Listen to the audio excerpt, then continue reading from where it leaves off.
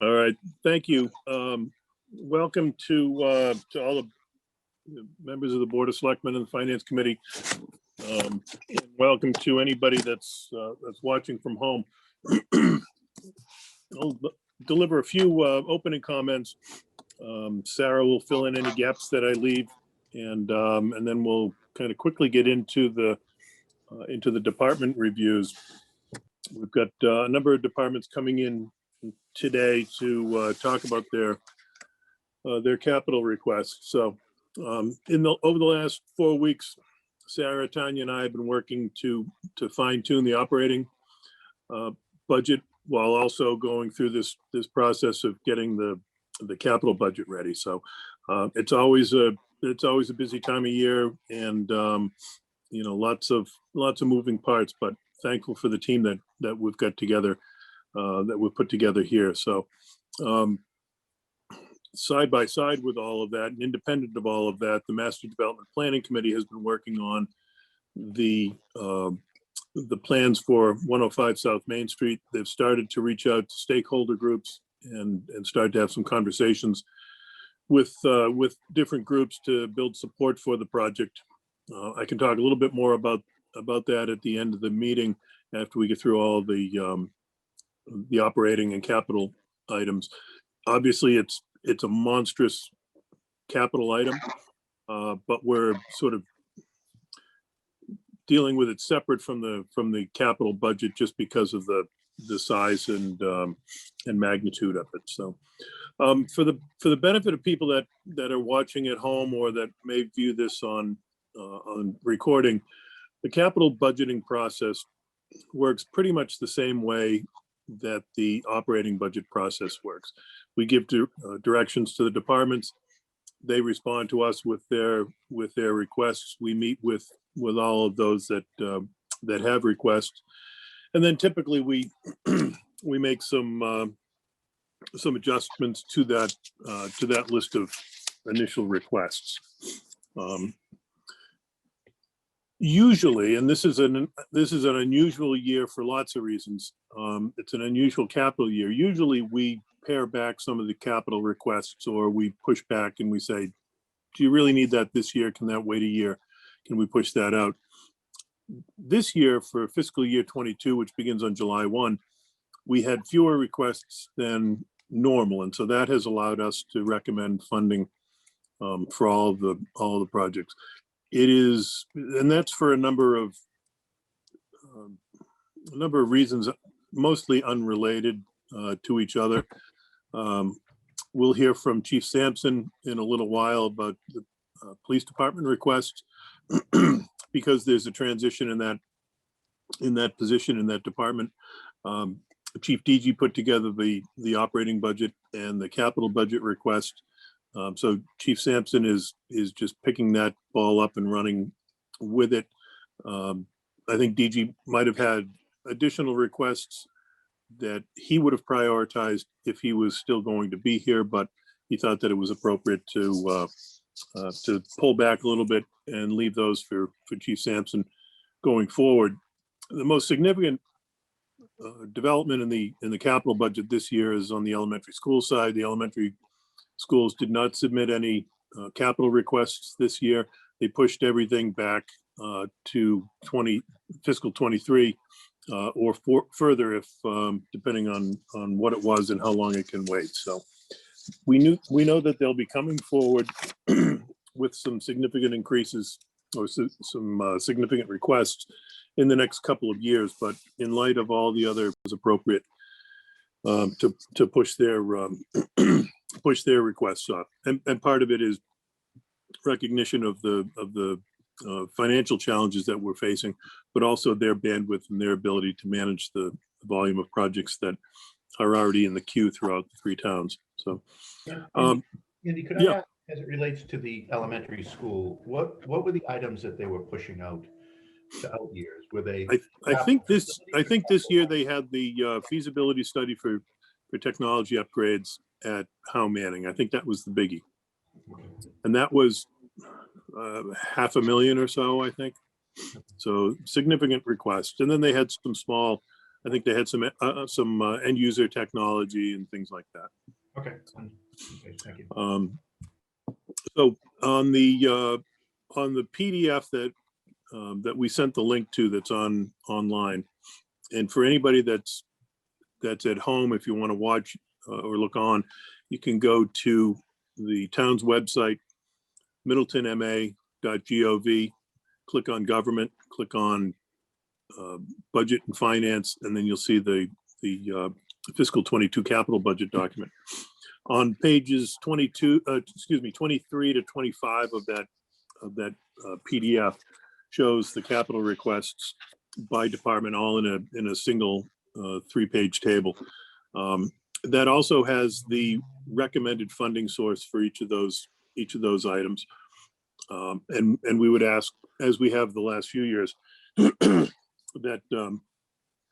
be used in the decision-making process, to guide the decision-making process. Most of our capital requests this year fall into 2 categories. Free cash is covers the most individual requests, and that is at $851,941. And we're only using, our financial policies establish what we can use or what we should use for free cash in funding the capital project. So we hold back 3% of our free cash to carry forward each year. We had free cash of about $2.7 million certified last fall. 3% of the fiscal 21 appropriation is a little over $1.1 million. So the difference between those two numbers, about 1.6 million, is what we have available. As you'll see, we're only using about half of that for this year, which is great, because it allows us to either roll some of that free cash forward, use it in the fall, perhaps for property tax relief, or put more of it into reserves, into stabilization, for use in the future. As you'll see going through the day, and as you know anyways, we've got a lot of significant acquisitions coming up. Normally we fund some of our capital through the ambulance receipts reserve fund. We're not doing that this year. There is, however, in the operating budget, there's a transfer of $500,000 for the general operations associated with the ambulance, plus an additional $121,000 and change for the second year payment of the ambulance lease, the 3-year ambulance lease to own. So for a total of $621,821. We're not using overlay this year. The assessors are concerned about the amount of overlay that they have, and particularly concerned about the number of abatement requests that they expect to see this year as a result of COVID. They could have made a small amount available to us based on the amount of free cash that we had. We didn't need it, so we figured we'd let them hang on to that, or let those funds stay in overlay reserve and build up a little bit going forward. They feel like they've trailed off a little bit in the amount of overlay that they've been carrying, so they would like to build that back up, and this gives us an opportunity to do that. There's a small CPA request of $17,000 for the replacement of the roof at the Tramp House that we'll talk about later in the morning. And then we are recommending borrowing again, depending on what the decisions are for the trash truck and and engine 1 at the fire department. If we go forward with either or both of those, we would recommend that we borrow for those. We did that with good effect in the current year with 3 public works vehicles, a little over $300,000. We received an interest rate of 0.3%. So as we've been talking about for a while now, interest rates are at at a great level, historically low level, and it makes sense to take advantage of those rates.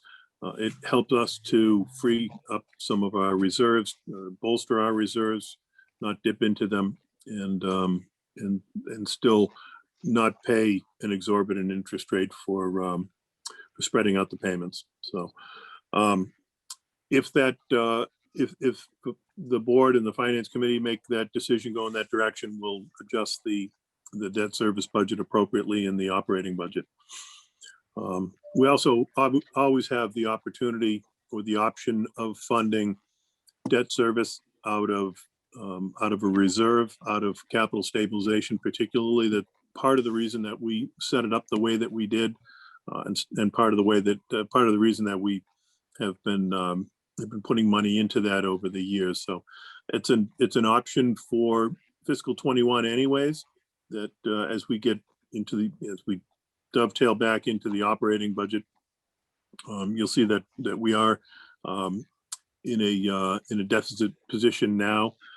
So that's a capital stabilization is an option for 21. It's also an option going forward for 22 if we need it. The 5-year needs of departments, for the benefit of people watching at home, the capital improvement plan runs 5 years. So this year it runs from fiscal 22 through fiscal 26. Fiscal year 22 is the first year of the plan, is the capital budget for the coming year. But all 5 years are reflected in the PDF on pages 22 to 26. So if you're curious about what's coming down the pike, you can see some of those things will come on that are not on there now, but you can get a sense of what's coming in the future. And then on pages 29 to 31, Sarah has updated the capital appropriations list, so you can see what is of the capital appropriations that we've approved over the years that have not been closed out. You can see what the status of those are. We'll be closing out a number of those. A number of them have been spent down, and we're making good progress. The board and the finance committee have pushed us the last few years to not allow these appropriations to just hang out there and stay static and unused, and we've been pushing departments, and they've been doing a good job to get those projects moving along. So with respect to the operating budget, Sarah can give an update after we go through the capital request. We did discuss back in February a number of supplemental requests. The board and the finance committee took care of a couple of those, approved a couple of those. We kept a couple open, the assessor's funding request and the reclassification of the public health nurse. So we've got some additional information in the PDF on both of those. We're certainly happy to talk about both or either of those as we get into the operating budget. So Sarah, I don't know if I touched on everything, if there's anything else that I didn't touch on that I should have touched on, or anything that you want to add.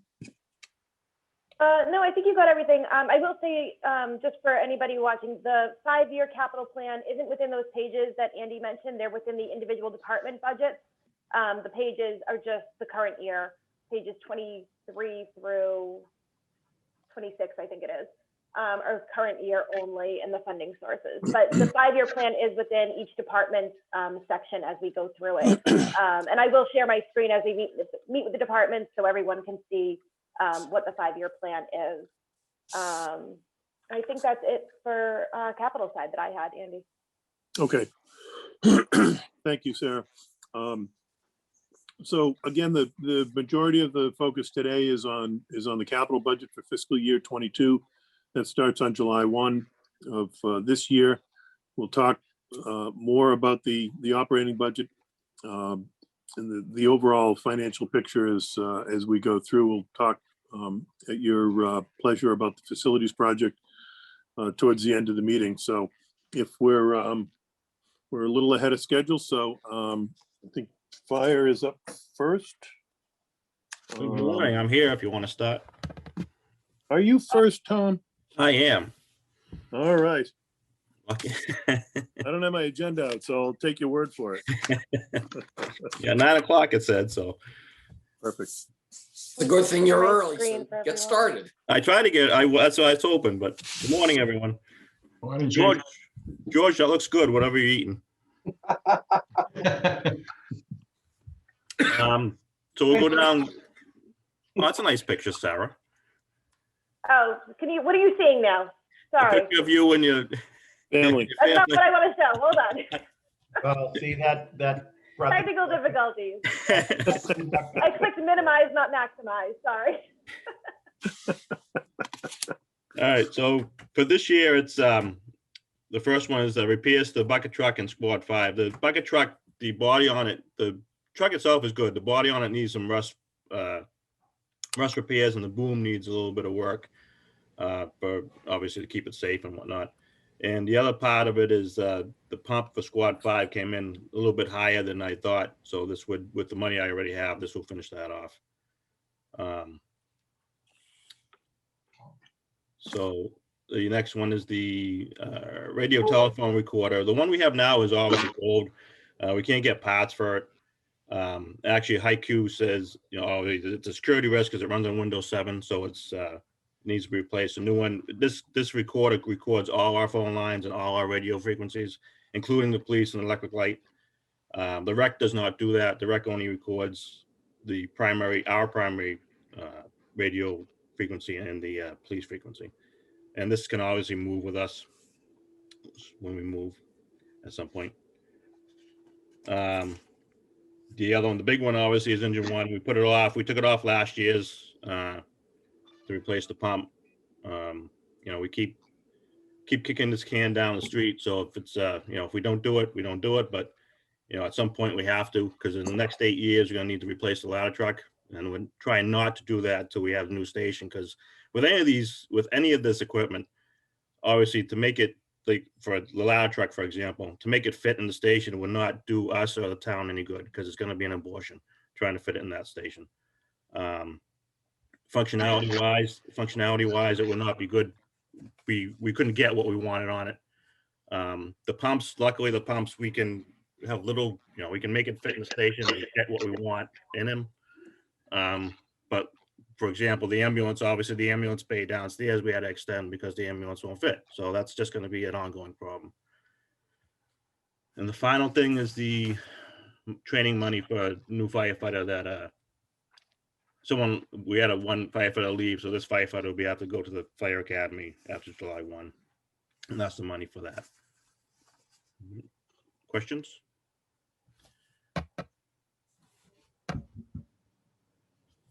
Chief, you had mentioned squad 5, which is the pickup truck. Yeah, what was it that was being replaced on The that? pump, we used to have a pump on that, like for Crash pump?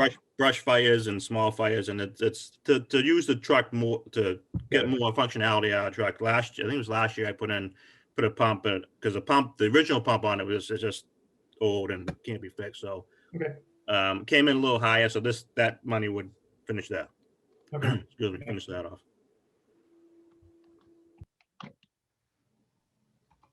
So the approval of the pumper truck, Andy, if we finance that, would that be a 3 years similar to what we're doing with the ambulance?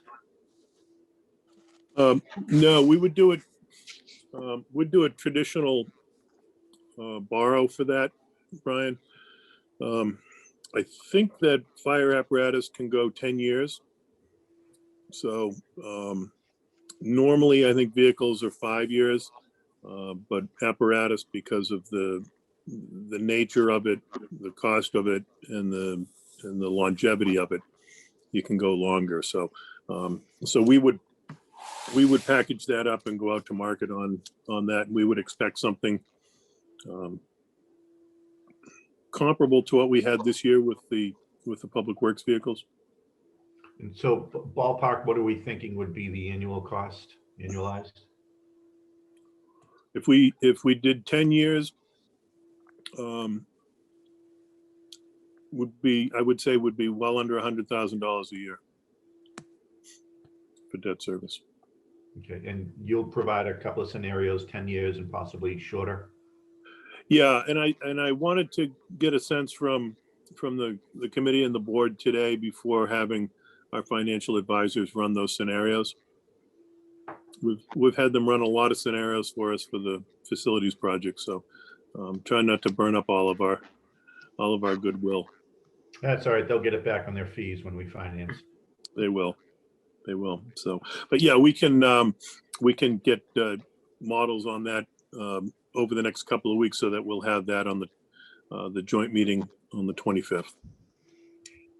Okay, thanks. Chief, on page 70 is the apparatus and equipment inventory of the department. Okay.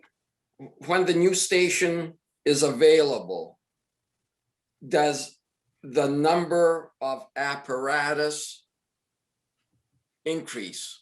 No, stays. This what we have now is what we'll have. When we planned it out, we planned it for the number we have now, because it should stay the same. All right, so, and there is no need for additional apparatus. No, Okay. this what we have now is what we are required to have, and what we should have. Hopefully, well, right now the for example, the bucket truck and the army truck are outside in the tents, and when they plan the station, they plan to everything inside. So, which is the way it should be, because like right now the army truck, we take the water out in the winter time, because obviously outside it's going to freeze. But if we could keep the water in that, big snowstorms, that would go through anything. So that would be helpful to keep that inside. But no, to answer your question, no, there will be no additional. Andy and Sarah, is there anything like a revolving line of credit in municipal finance, so that we set up something, we borrow toward this fire piece of apparatus, and as we're paying it down, we come to the next, we access it again for the next one? I want to jump in real quick, because Costa just reminded me, and Georgia probably remember this, 35 years ago when I started, and since then they talked about the same thing, putting aside money every year for apparatus or vehicles, and it never happened. So we're in the same position we were 20 years ago when we bought the old pumps that we have. I also put in a grant for this. I don't have high hopes for it, but I put in for a grant for the pump for the last 2 years, but we didn't get it. Costa, to your question, I'm not aware that we can do that. The municipal finance laws are pretty tight in terms of how they allow you to do things. What you can do, I guess, in the alternative, is you layer your borrowing or you try to layer it in such a way that you take advantage of items coming off when you bring new stuff on. Sarah, I don't know if you have further on that. Yeah, I was just going to say there really isn't any mechanism that you're speaking to, Costa. It all just has to go through the traditional way that we have been doing things. So I guess when you're talking about different alternatives, one would be the 10-year, and the other is, what's the likelihood of when the next big vehicle needs to be purchased, and do a borrowing that's for that length of time, so that when we buy the next vehicle, it rolls in and is and just replaces the debt service of the previous one. I think the only issue with that is we're going to assume that we're going to get regular rates. I mean, I think the next vehicle after this pump, remind me if I'm correct, Chief, would be the ladder truck. And that's going to be a significantly larger cost. That's why I was saying, I know, Andy, you said this could be a 10-year finance. I think we should look at a lower, shorter time, so we're not on the hook, so to speak, for both a pumper and a ladder at the same time. I mean, I think the process that we've always held in the past, which was pay for a pumper upfront with the reserve fund that we had, is just not feasible anymore, because as pumper trucks have continued to get more expensive, and then, I mean, what are we talking, Chief, for a cost of a potential ladder truck I replacement? was just gonna say that by the time you go to replace the ladder truck, you're probably looking at 1.6-ish, give or Yeah. take. You're talking almost twice the cost of a pump. So I think to that point, that's why I'd like to see scenarios of a 10-year, maybe a 7 and a 5-year. So if there is a lot of overlap between the two vehicles, it's not pretty big. But also, you know, seeing what we can, because I would expect if we do a ladder truck, that's going to be a 10-year note. Yeah, and I think, Costa, to your initial question about the sort of line of credit approach, I think you get into arbitrage issues when that prevent you from doing that. So basically borrowing and then investing the proceeds, highly frowned upon by the Department of Revenue and by I suppose by issuers. Oh, we still have to vote every time to approve a purchase and or funding of that out year. Yes. So I think we've kicked the can down the road as far as we can kick it with this pumper. My concern is if we kick it down again, we are just kicking it right into the same time frame with the ladder truck. We've put off the ladder truck because of the station, and the reality is if we do get approval for a new station, the ladder truck will probably cost us less because we're not going to have it specialized to fit into an old station. But if we push this down the road any longer, we're going to be paying a $1.6 million pumper, ladder, and a $750,000 pumper almost simultaneously. And that, I think that would be a big.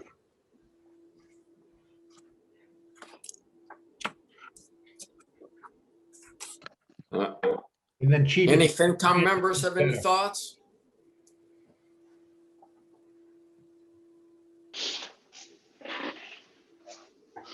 I'm Not sorry. for me, Costa. Okay. So, yeah, Tim? So, yes, is consensus that we move forward with this purchase on a finance basis? Agreed. Okay. Any other questions for the fire chief? Chief, is your extension for the ambulance bay complete? No, they're working. They did the brickwork is complete. They got to do the roof and then install the garage door. The ambulance is delayed because of COVID. Their engineers are all out, just like everything else. COVID slowed it down. So Yeah. hopefully, by July or June, the ambulance will be in. Do But we think this will be done way before that. Do we think this will have an effect on getting the next pumper in a timely manner? Depends what happens. I mean, it's a pump's going to take at least a good year between design and delivery. So you're looking, easily next fall, Okay. a year from this fall, probably. Okay. All right. We can then move on. Thank See, you. the Thanks, Chief. police chief is on. And, oh, no, Derek and Tanya are next with Health Department and Information Technology. So why don't we start with Derek and the Health Department? Morning, everybody. Eric. Morning, Derek. So for the health department, the health department's budget is pretty, capital budget is pretty light. We don't have anything projected for FY22.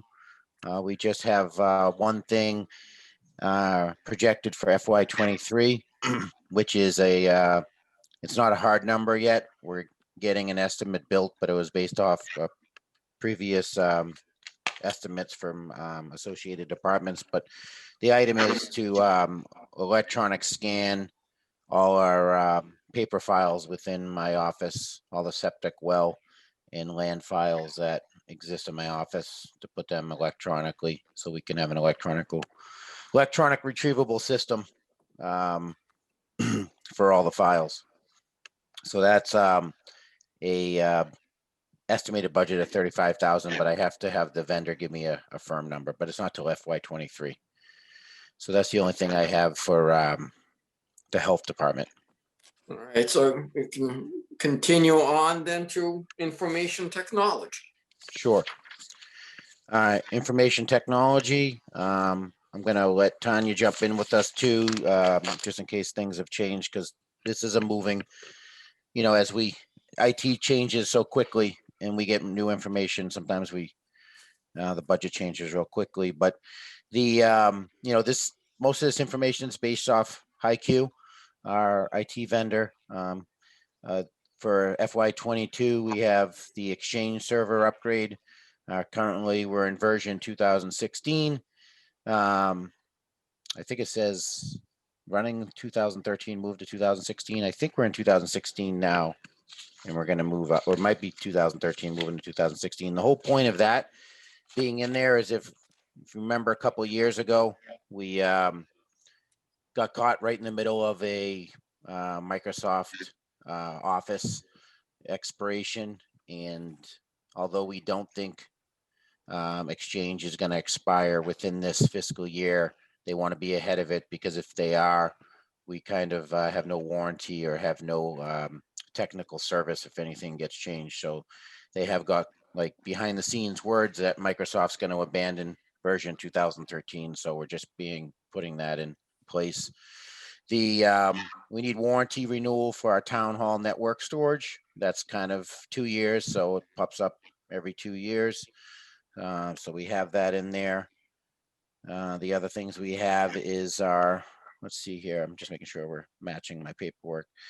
We're in discussion of two-factor authentication for critical systems. This was something, a cybersecurity approach. This was something identified in our IT security audit we did independently a few years ago. It was a recommendation by that third-party audit, and then HiQ has suggested that we have it. This number may change in the next couple of weeks as Tanya and I are exploring some things with Office 365, which might have it, but we're fine-tuning that to figure that out. But that is something that they have suggested we should put in, and that's not for every single operating software we have. It's for our critical software, financials and things like that we want to make sure that people can't access and we have security on. We have to replace some older wireless access points. That's right underneath that. I missed the town hall server warranty renewal. That's right above at item 21. The wireless access points are just something that we have to just fix. We had a couple we had a couple older ones that were working fine, but we're just going to replace them. They're just to keep up, because wireless is the main thing pretty much in the building. And then the last thing we have is the VM virtual malware upgrade project. So that's just kind of step one. Step two next year, it gets a little bit bigger on that. But that's for our malware. So that's kind of, these are all recommendations by HiQ. And we go over with them, and this is what they suggest, and we tease some things out, and Tanya and I are teasing a couple things out in here, but these are pretty much items that we need. And then next year we'll see some server changes, and those are things because they roll on a 5-year cycle, when we assess whether or not we can get an extra year or not. Derek, I'll just jump in to say that we have a relatively modest budget, capital budget here for IT. We were lucky enough also we're in that 7-town collaborative right now to have the Danvers IT director look over that and sort of give it his blessing as well. We see a bigger expense in FY23, mostly because of the fiber project.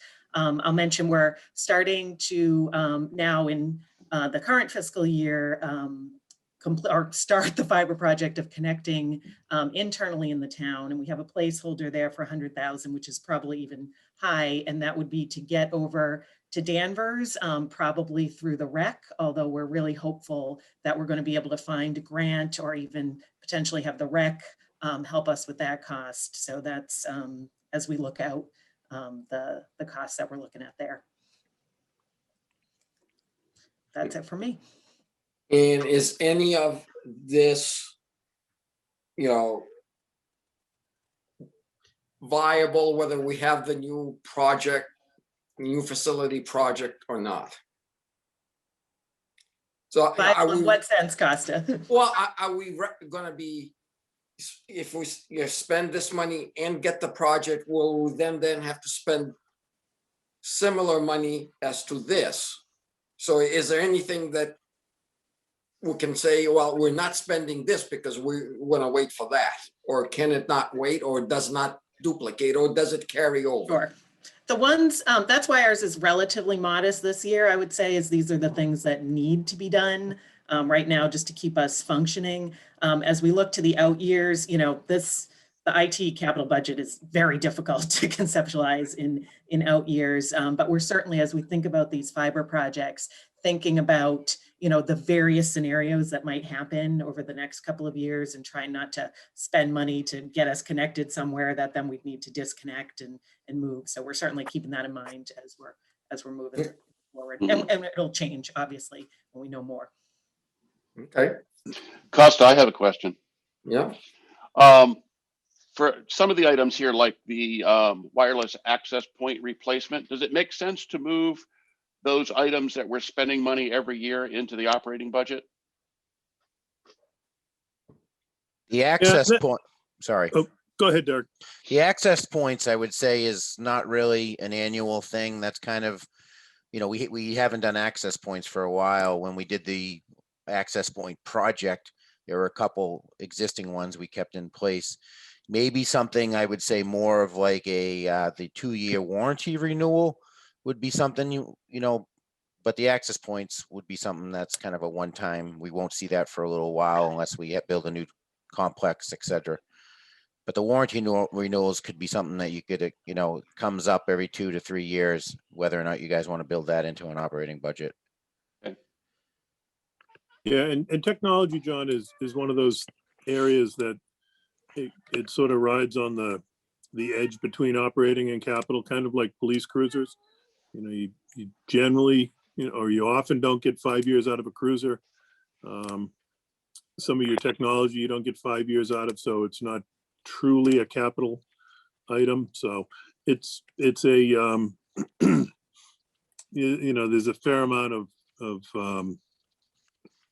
I don't know what the best word is. It's sort of a gut feel for how you want to approach it. Okay. Andy, have we expired, or how much of our CARES Act dollars have been expired? The reason why I ask is you can actually expend some of those dollars on wireless access points to expand and or improve that access.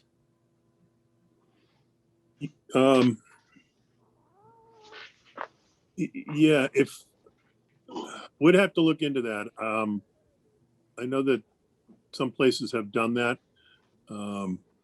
where we're replacing existing. I don't know if it falls into that category, but we can certainly look into that. Sarah, I don't know if you have any thoughts on use of CARE Act for that.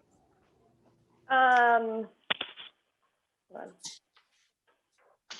I don't at this moment. Okay.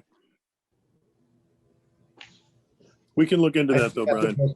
That's what I assume most of the schools have been doing, you know, not just ours, but statewide, because there's been a huge need for that within the schools. So I would argue that we should be able to make that same argument. Yeah, we'll look into that and see if that's something that we can do. That'll certainly accelerate the replacement too. And do we feel, Derek and Tanya, that we are hardened enough should we, I mean, I hope we never do, but if we end up back where we were, you know, a year ago, where everybody went home, For that period of time, some of our employees weren't able to work from home, but are we hardened enough with access and mobile devices to do so again if we have to, or be able to do so with folks being able to work? I would say we're light years ahead of where we were in March and April. Andy and has been very good. We forethinking. We got laptops through the CARES Act. We set up VPNs, virtual private networks, for access. So there may be a couple. God forbid if we go back to everybody back home type of thing, we might have to pick up a laptop or two. But we never really had that because we didn't have everybody home. But we're pretty far ahead. Like we're good, I would say. Yeah, I would agree with that. And even these things we're looking at, like the two-factor authentication, is to even beef up our security and things like that. So I think we're in pretty good shape, as evidenced by this meeting here.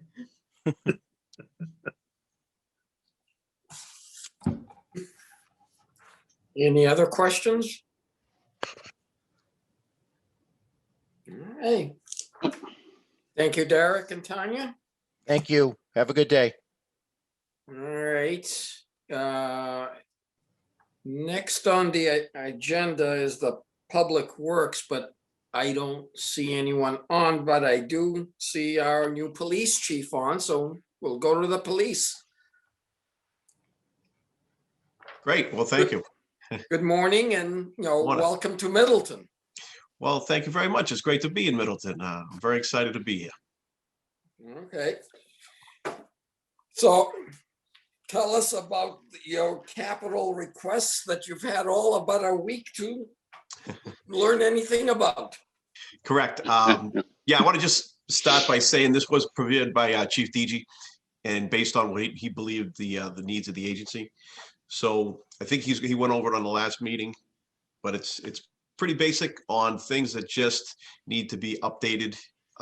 Aging equipment that needs to be replaced, a new cruiser radio. There's a radar gun that needs to be replaced. We was looking to purchase an auto license plate reader. For those that are familiar with it, it reads license plates, detects warrants, Amber Alerts, suspended licenses, and things like that. Records the information. It's an important tool that most police departments are now incorporating into their everyday budgets and their everyday patrol systems, and that's something that he was requesting for the next budget. The replacement of the tasers have a shelf life, and we're looking to replace the tasers for the part-time employees. Police station upgrades. So obviously it's an old station that's in need of numerous repairs.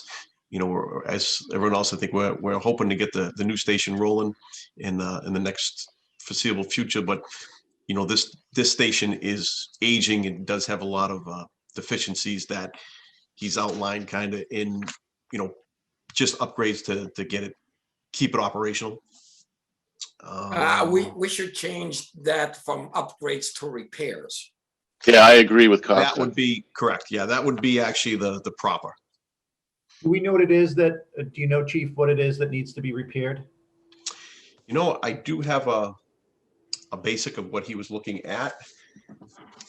Basically, it was paint, minor improvements. Let me see what he had. Listen down. Furniture that just needs to be replaced. I guess the generator is looking, it needs repairs. Paint, repairing the walls, the floors. There's holes in the walls, holes in the floors. Like I said, I've only been here a week, so I haven't really had the time to, look at the structural of the police department. But that's what Chief DG had put forward that he believed was needed. So Andy, I assume with a new facility, we would be bringing in new workstations, desks, etc. Correct. And I agree we need to make sure that the place is operational and appropriate repairs are happening. I'd like to spend as little on that building as needed because if a new police station is approved and built, it's not like this building is going to be used for anything else other than rubble. Yeah. Correct. And Yeah, I so think that's there- the understanding. Sorry. Yeah, there's a roughly a 3-year period from approval to occupancy. So even if this gets approved this year, we're not likely to be moving in until sometime in 2024. So there will be some things that need to get addressed at the current station before 2024, before we move out. I know that there are holes in the floors of the modulars that were put on Mhm. about a decade ago. Obviously, if we get the approval, we're not going to want to run out and spend $2,000 on a new desk, on a new workstation. So we would dial that back and either make do for a little while longer or look at less costly alternatives. Costa, I have a comment. Yeah, It looks like we approved this at last year, but the money was redirected to replace a generator. Is that true? That's correct. I mean, I would think that the generator could have been handled with the finance committee reserve account since it was, unexpected. Would it be better to do it that way and just use the FinCom reserve to cover the generator and then just spend the money now to get the repairs done to the station? Take it off the warrant? I mean, I don't want to speak for the whole finance committee, so. Yeah, I think that's a reasonable approach. John, Sarah, do you have any thoughts on that? No, we can talk about it in more detail later. But I don't think there's an issue with that. and there is no, I just have to double check which fiscal year that happened in. I'm not sure if it was at the end of last fiscal year or the beginning of this fiscal year. Okay. Hasn't the work on the generator already taken place? Yes. Well, I'm a little bit confused as to how a FinCom transfer would be effective. I mean, if the work is done and paid for, then Yeah, just action.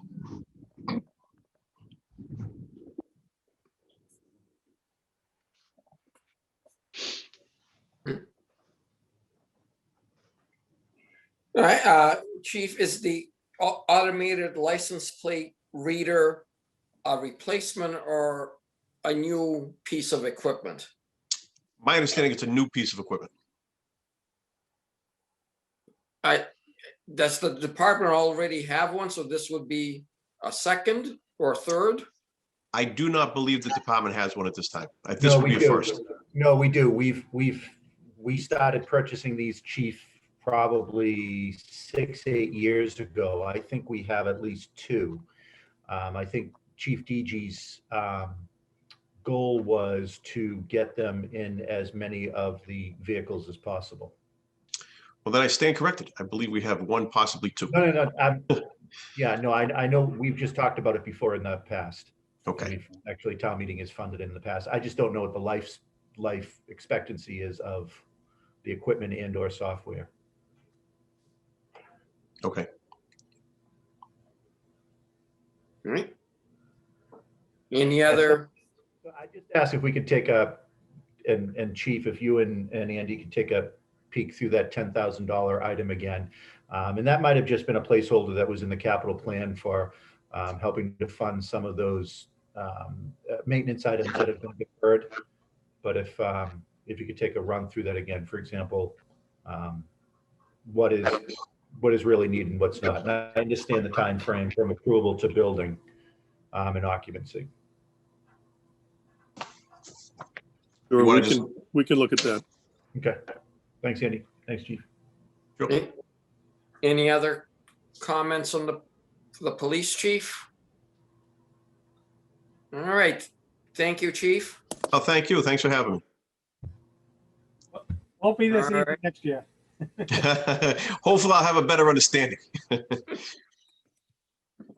All right, I don't see anyone else that's on our agenda here yet, so do you guys want to talk about the operating budget at this point while we wait for someone else to come? Yeah, we can certainly do that. Or do you want to talk about the municipal complex?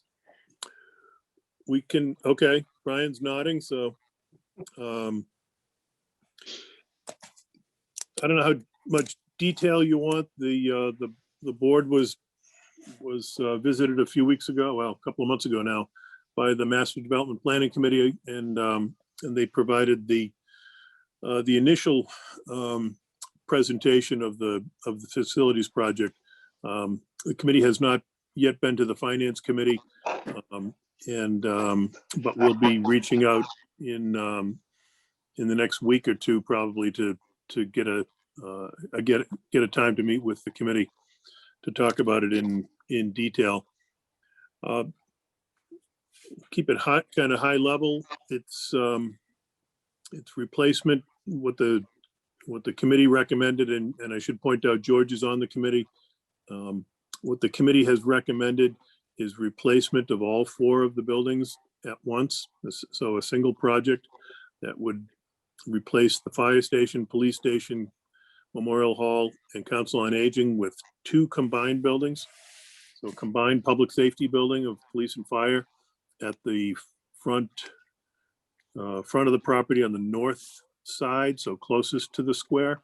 So if you're standing in 114 to the right of on the right-hand side of the property up front, fire station would be closest to the road.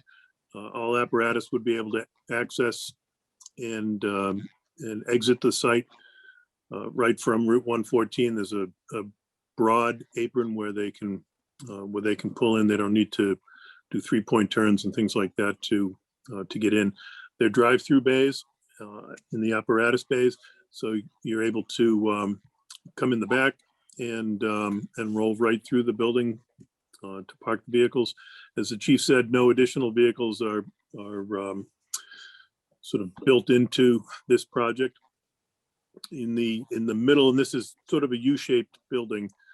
In the middle, there is shared space. There's a public meeting / training space for about 75 people that would be used during the day for police and fire staff for training and things like that. Would be available in the evening for board and committee meetings or community meetings of various types. And then the police station is on the back side of this building. What you would expect to find in a police station with office and other space storage. One of the things that we lack in all of our buildings is adequate storage and adequate office space. In both of the public safety buildings, we have essentially no accommodations for female employees. So there would be both male and female quarters and locker rooms, restrooms for the entire department. The other there's also a separate from the public safety building, there is essentially a carport that would allow all of the vehicles to be kept out of the weather. It's essentially 3-sided, so it's not garage necessarily, but it protects them from the weather. There's also space for the Council on Aging vehicles as well. To the left or southeast of the public safety building and set back from the road is a combined community center and town hall. Town hall piece is 2 stories. The community center piece is 1 story. There's a lot of program space, meeting space of various sizes to accommodate things like craft projects and things like that for seniors and others, and also bigger space for for bigger gatherings and would also accommodate municipal board meetings and things like that. So the total price tag comes in at this point at $61.7 million. It's a breathtaking amount, and you'll never hear us say that it's anything but that. And when we, as you'll recall, it was just about 2 years ago that we went to town meeting and asked for the funding to acquire the property. At that time, in my presentation, I laid out a scenario where we would do all 4 buildings as independent projects, 4 phases to the project. Once we get into the design and working with HKT architects, it became clear that that would be a financial albatross to do that in 4 phases. Prior to COVID, cost escalation in Eastern Mass was running 6 to 8% per year, and it's now projected to be, probably flat in 21 as a result of COVID, and then picking back up again. The long-term trend has been about 3 to 4%, and so even if you look at that 3 to 4%, it really drives up the cost in a short period of time. The example that we've been giving is the Howe Manning School. When that went out to bid in, I think it was 2009, it was a little over $25 million. That project today would be a $50 million project. And so even if you take this project that we're talking about and you phase that either in 2 phases or in 4 phases, you're going to turn a $61 million project into a 90 or $100+ million project over the course of a decade. And in the meantime, you don't have the facilities to use. And you're spending money on to keep going outdated, facilities. So Right. It's not only the cost escalation of the new buildings, it's the cost of keeping the facilities that aren't replaced immediately going and functional. A 4-phase approach would probably last 25 to 30 years, because only about every 7 or 8 years could you keep going back and asking. A 2-phased approach might be 15, 17 years. So a lot of money to be putting into facilities that are no longer just to keep antiquated facilities going. So, cost wise, it's the best alternative, and the way to make it more palatable for people to vote for this is to do things to mitigate the debt service impact on a yearly basis. There's only so much we can do by the structure of the bond, given municipal financing rules, that you have to amortize so much of the principal over such a period of time.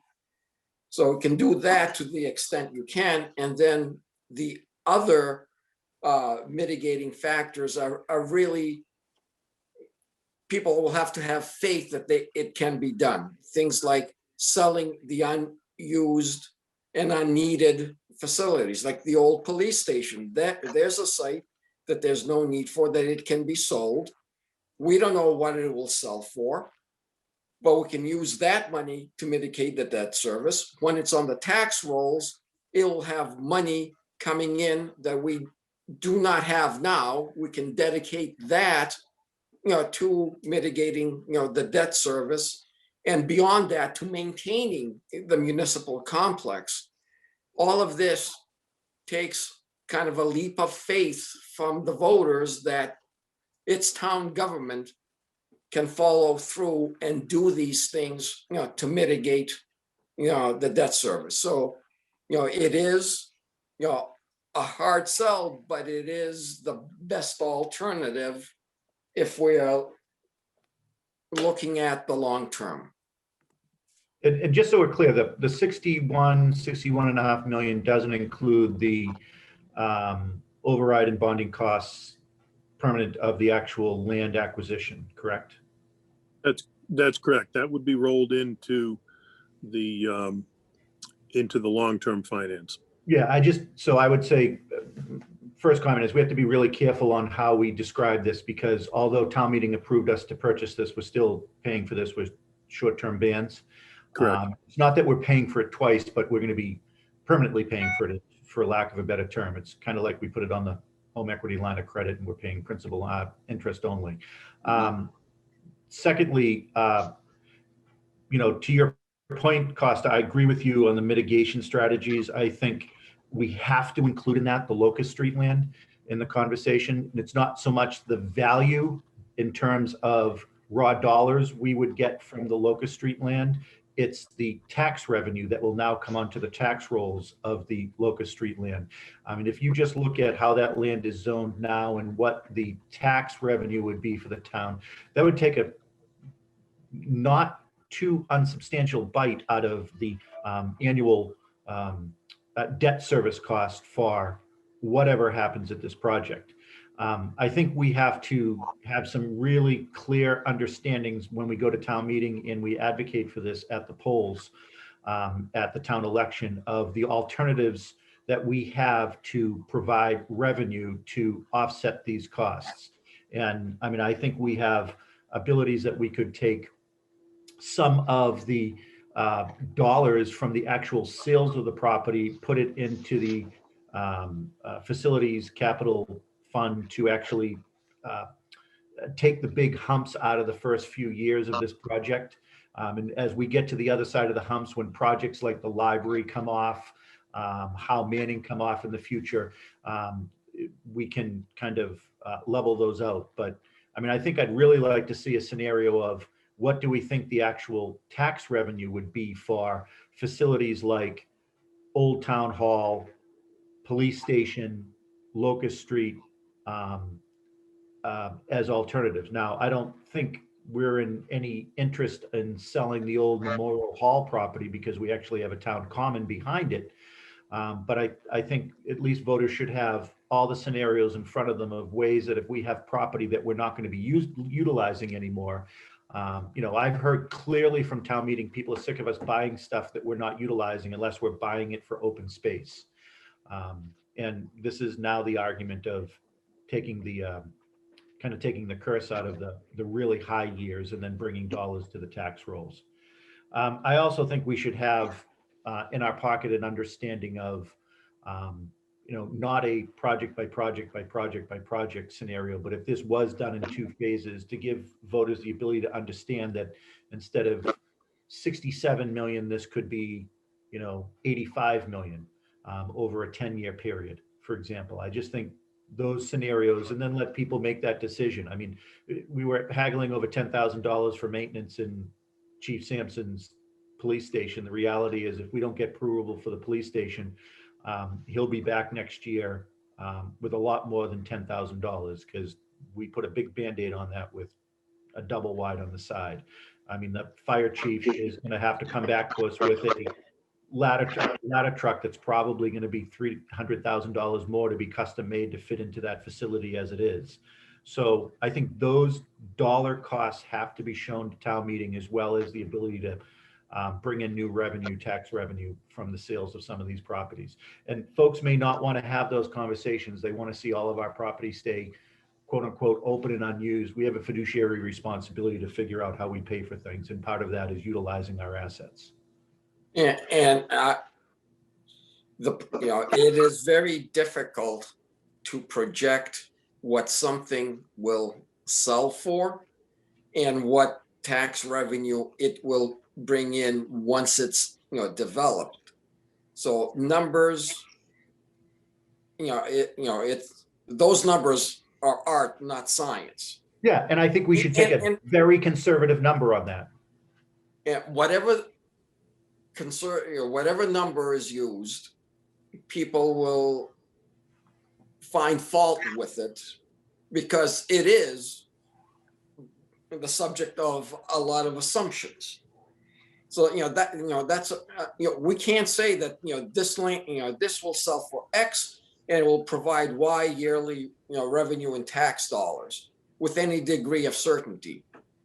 We have to kind of say something about it, but it becomes hard to what number you put forward, because almost any number you put forward, if somebody wants to poke a hole in it, they can. Yeah. Roughly, what the percentage of the footprint will this facility utilize? Andy? The entire property? Yeah.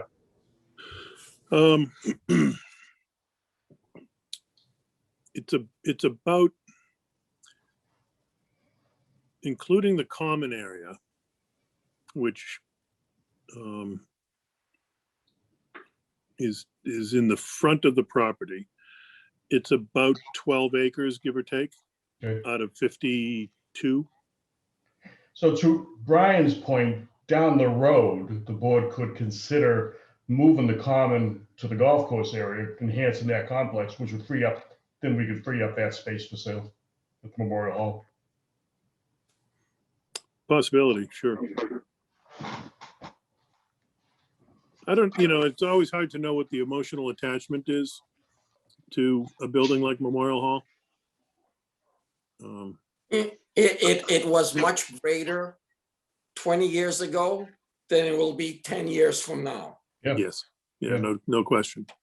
So, I mean, aside from, the sale of parcels and, their ongoing tax revenue on the grant rolls, there's, we've received a small grant to help with some design costs. There's the money that the condo project being built now behind Angelica's as promised toward, the COA design. The CPA funds money can be allocated toward that build out of that common area. So there's all sorts of little bits and pieces that will help fund it. And we have to sort of identify all of that, keep it under one umbrella. And we can't put all of these sources in one fund because they come from different things, but have an umbrella account, if you will, that people can look at and say, this is what we have already. This is what we can bring in. This is how it's going to get used to, offset any debt service year by year basis. So, it's going to be a tough sell, but I think it is the most prudent course of action to be suggested to town meeting. The other thing to keep in mind, we talked a little bit about it earlier, and we've talked about it quite a bit over months in the last year, couple of years, is the cost of borrowing right now. And the cost of borrowing for a project like this is probably under 2% or around 2%. That's what we're seeing in other communities. Anywhere from for 20 to 30 year borrows.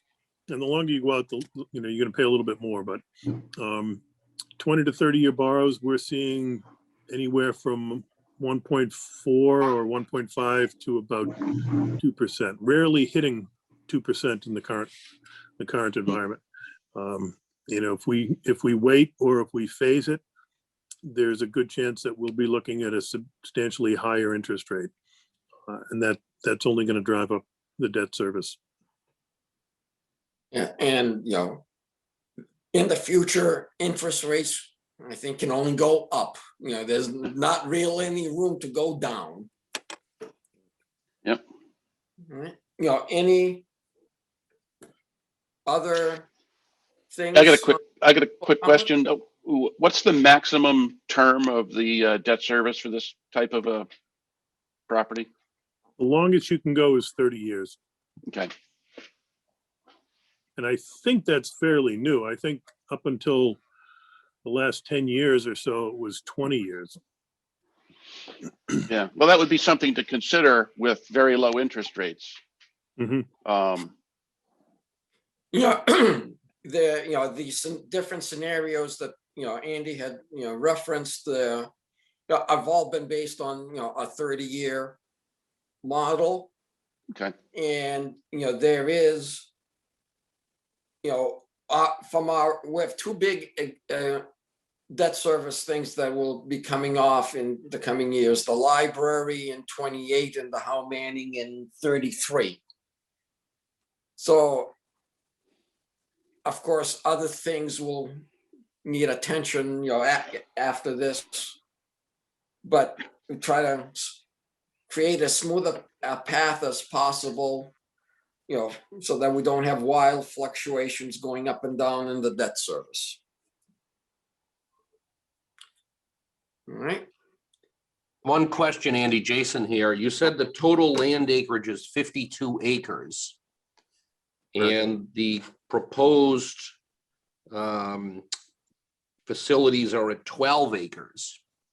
And that's not just the buildings though, Jason. I should have clarified that. It's buildings, driveways, parking lot, and at least a portion of the common area. Is 12 acres total. Yeah, and I apologize, I don't have the rough square footage of the buildings yet. The buildings haven't been designed. I should have made that clear as well. We've done feasibility to determine what size we need in order to run the operations. The formal design of the spaces would come after the approval this spring.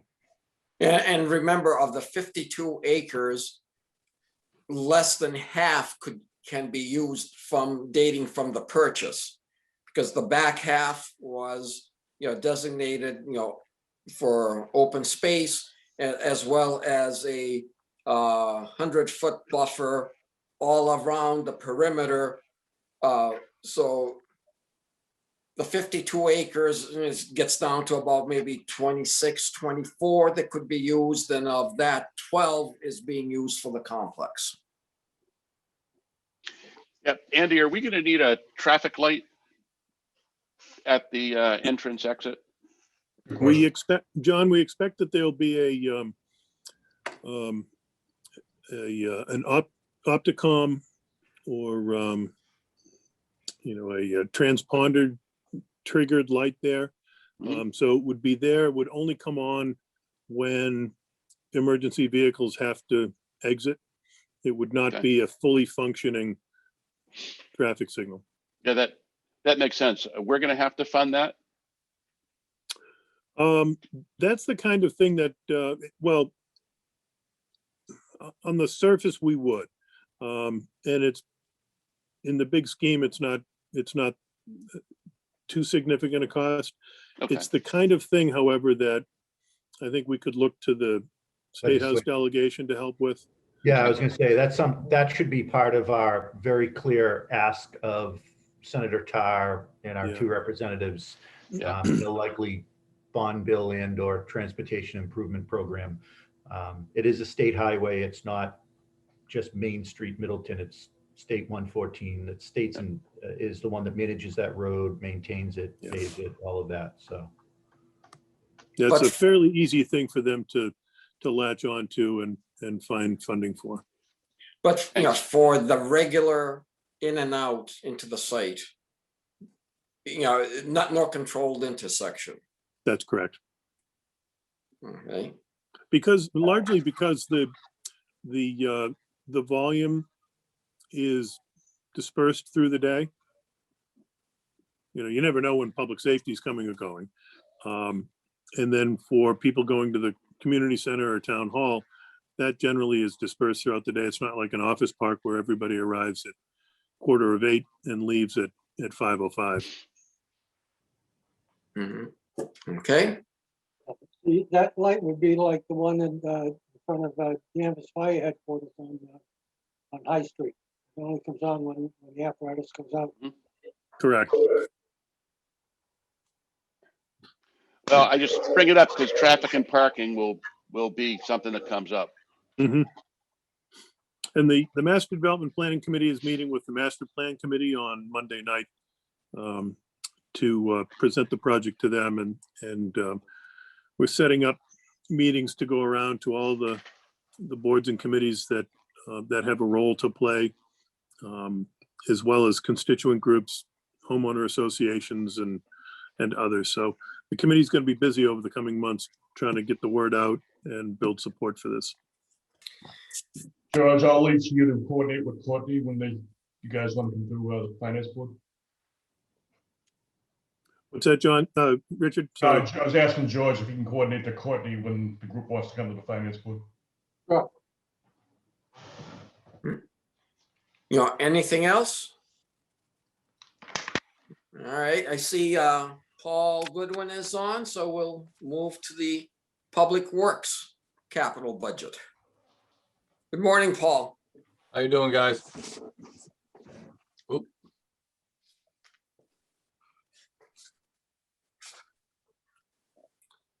All right, the floor is yours. Okay, basically, we got 3 things on capital for 2022. 2 of them, I would assume, aren't too much of a big deal. Replacement mower and 25,000 for the, that's what you see in front of you on the screen, and 25,000 for updates on the building. We want to finish painting it, do some exterior stuff, and we have an issue with the roof leaking as well. And the heavy hitter item is $200,000 for the roll-off truck for the transfer station. As you all know, we've been putting this off a couple of years because of the expense. Can't put it off anymore. This vehicle is used 5 to 6 times a week, 8 hours a day, and it has, let me look at my sheet here, 280,000 miles on it. And it hauls a lot of weight, and it's a significant maintenance issue, and it needs to be replaced. As simple as that. What's the lead time on getting a new truck like that? Probably November-ish, give or take.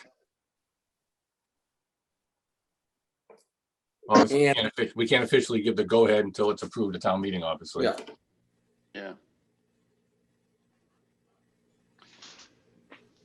Do you know how much money you've spent over the last, say, 5 years on maintenance on that truck?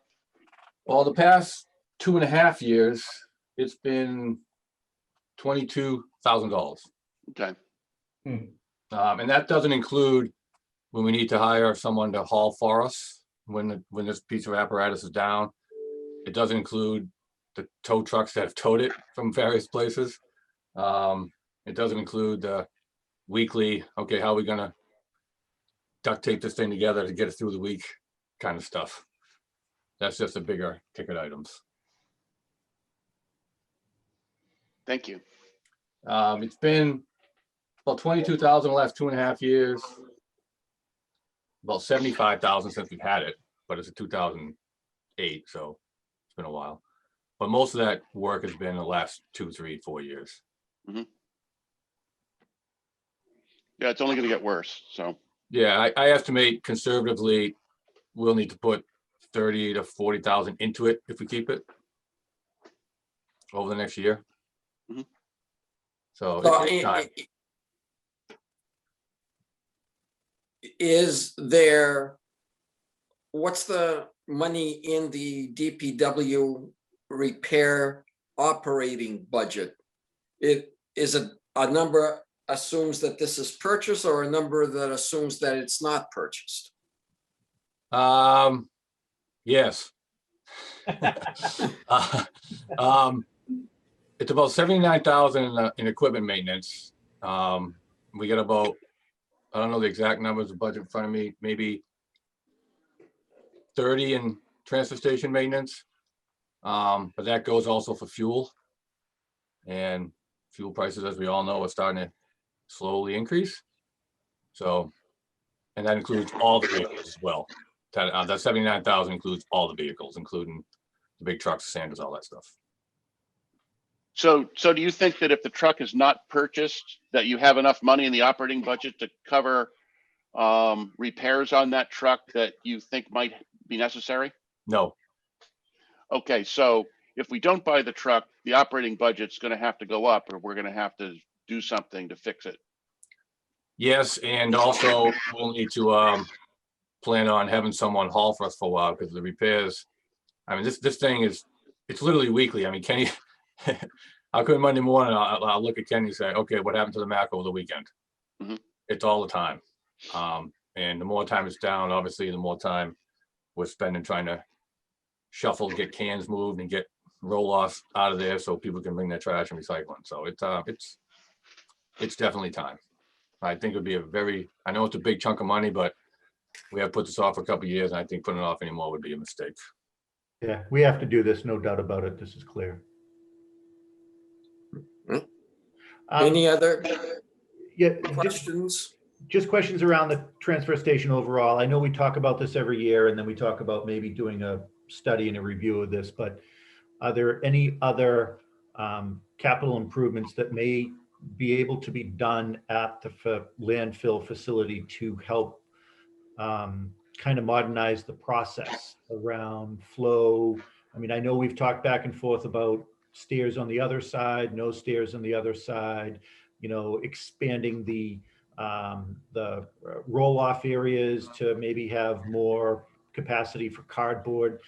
With everybody and their brother living by Amazon right now, I know your cardboard volume is probably through the roof, but are there other items, or are we going to kick that can down the road again this year?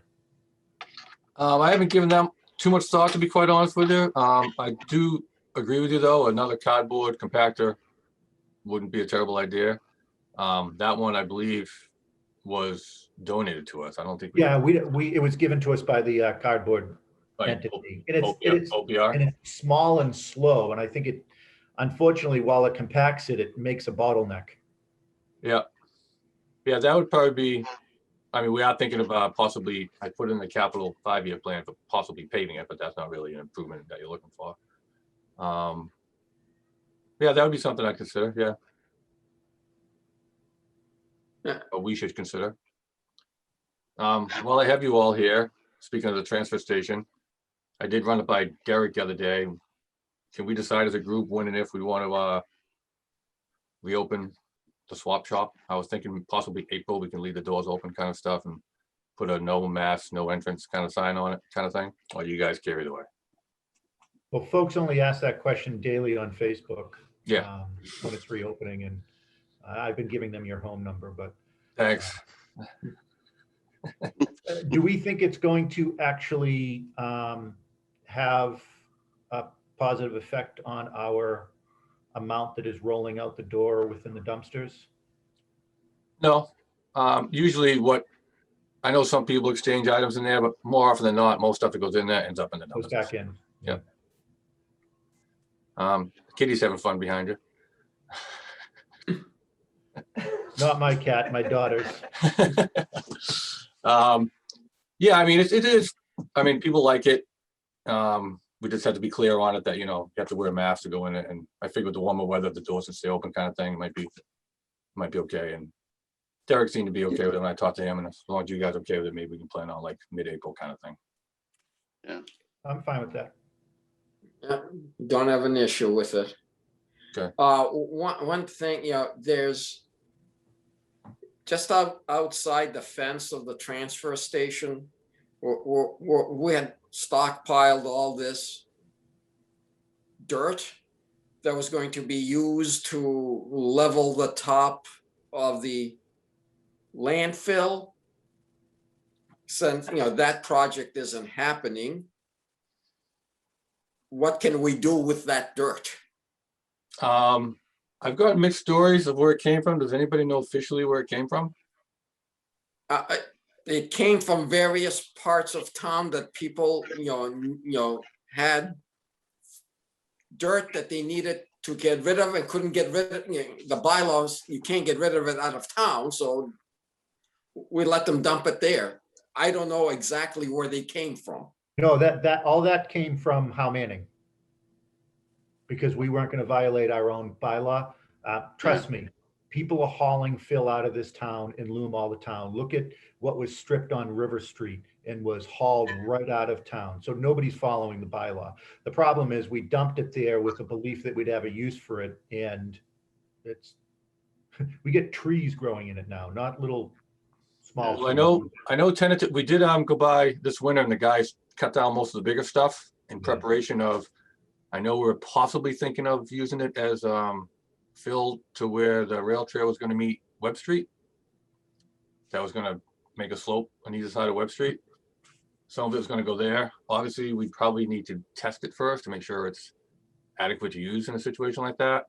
I know you are allowed to put it on top of landfill for maintenance reasons. Like if you start seeing low spots, make it hard to mow, you can use it as maintenance for that. That wouldn't take it all, obviously, but yeah, that's the kind of things we're looking for. I don't know if Webb Street is going to happen right away though, because we didn't get that grant that Katrina applied for, so I'm not sure what's going on with that. But that's an option. Anything else? That's it. You good on my end? All right. Thank you, Paul. Thank you, guys. Have a good day, everybody. And we'll move on to the assessors. We got Brad, Debbie, Jeff, and Tula. Everybody hear me? Yeah, Brad's all yours. Okay, the striking on the capital budget items first, we are looking at that $4,000 for the public utility appraisal. As some of you may know, I had asked for a FinCom transfer to move money to do it for fiscal 21. And that appraisal was done, and we're going to be gaining about another $41,000 in revenue, which was close to what I predicted. The same thing will happen for 22. At that point, for fiscal 23, if we're going to continue to do that, unless there's a change in the law or the way the Department of Revenue handles this, that'll become part of the operating budget. So that's that one. The other contractual service with Patriot is strictly for the commercial industrial evaluation for the certification this year.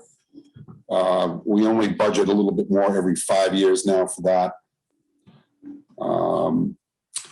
The other item there, cyclical inspection. I put this in sort of more or less as an insurance policy with the other increase in the position that we asked for. If that is not going to be granted, then I'm going to need some cyclical inspection help to perform some services. That $10,000 will give us probably about 500 homes to visit.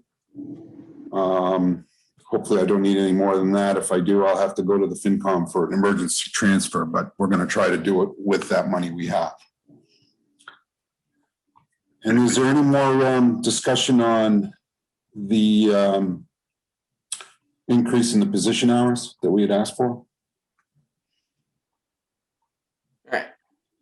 The last time we talked about it, I had asked that we look at comparable cost per parcel. So Tanya, I sent that information over. Yep. Okay.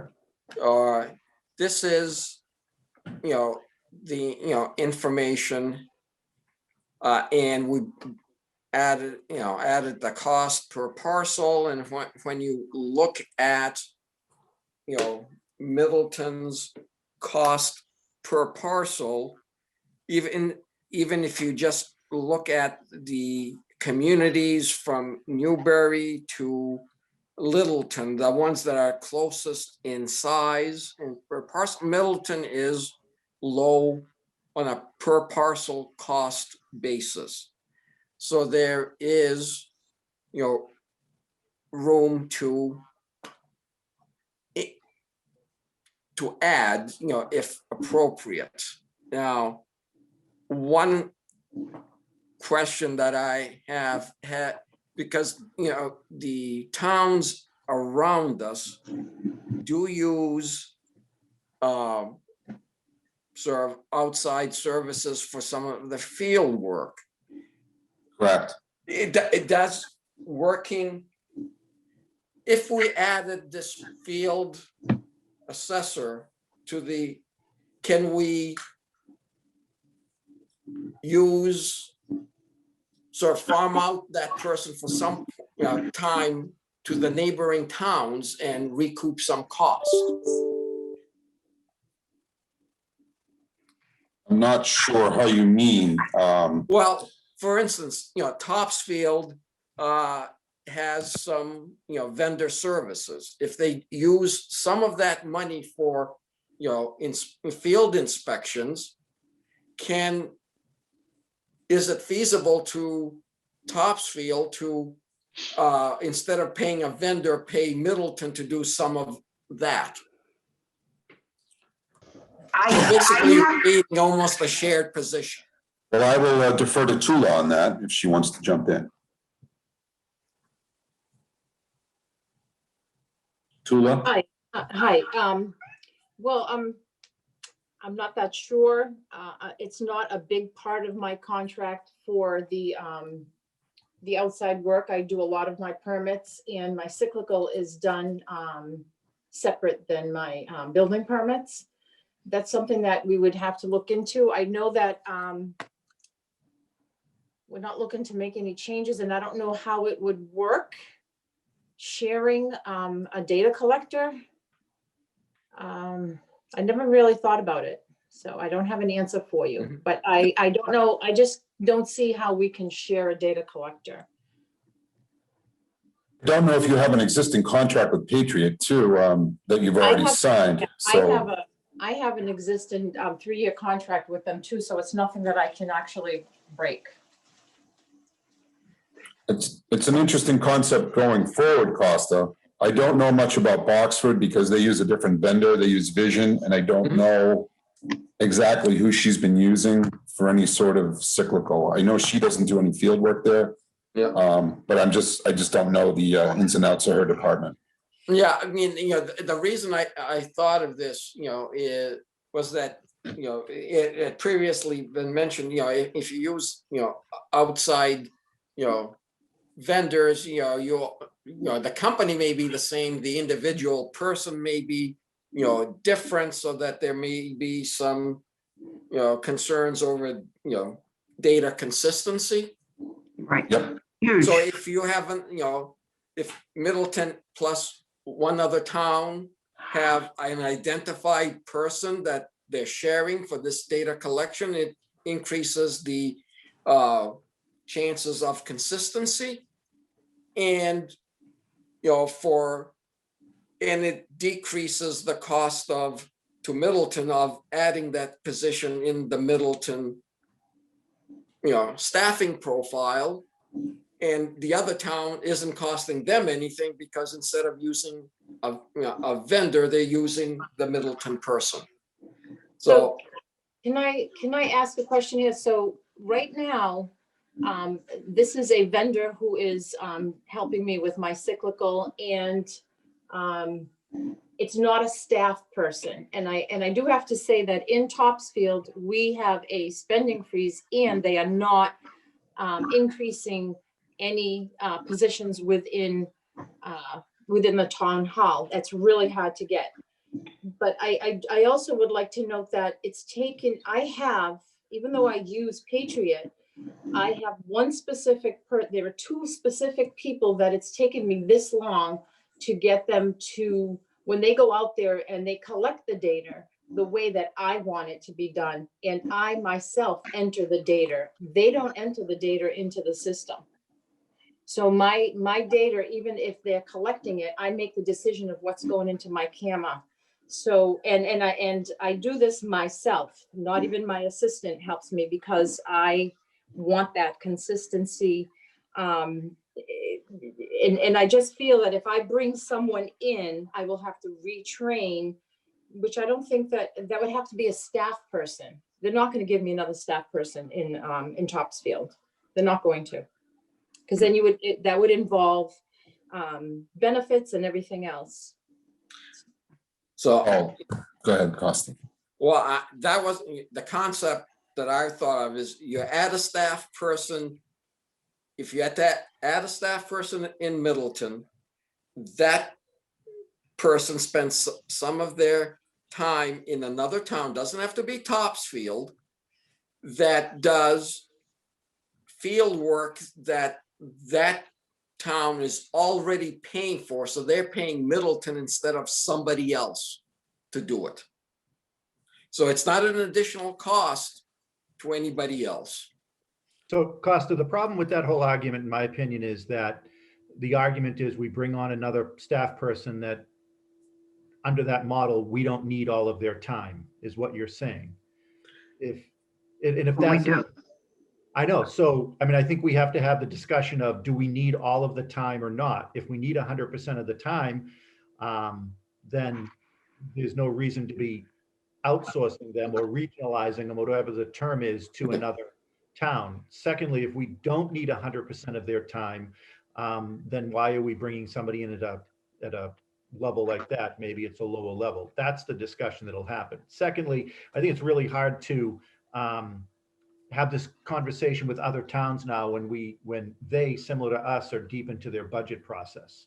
I mean, I think maybe the bigger discussion should be in the future, should we have some discussions with some of the area towns, not just the tri-town, but area towns, about things that could be done more on a, I'm using the term loosely, regional basis.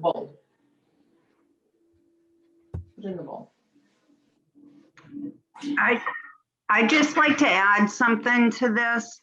We actually do warrant the additional hours. That's why we're in this conversation. The concept that Costa's coming up with is a good concept. I just don't know that we would be needing to do any outsourcing, because we need that person. The town of Middleton Assessor's Office needs those hours. That's why we're asking for them. And I've said it, it's not a want, it's a need. So I just want to add that. Right now, any kind of outsourcing, maybe in the future you can build something on that basis, but for today, for tomorrow, for next year, for the year after, I'm here to tell you we need the additional hours.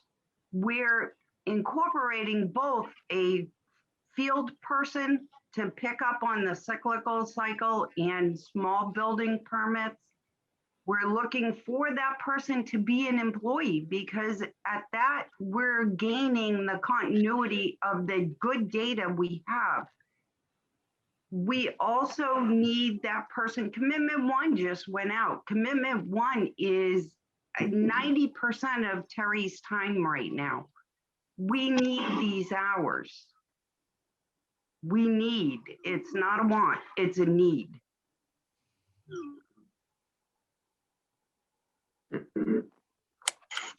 I just wanted to add that.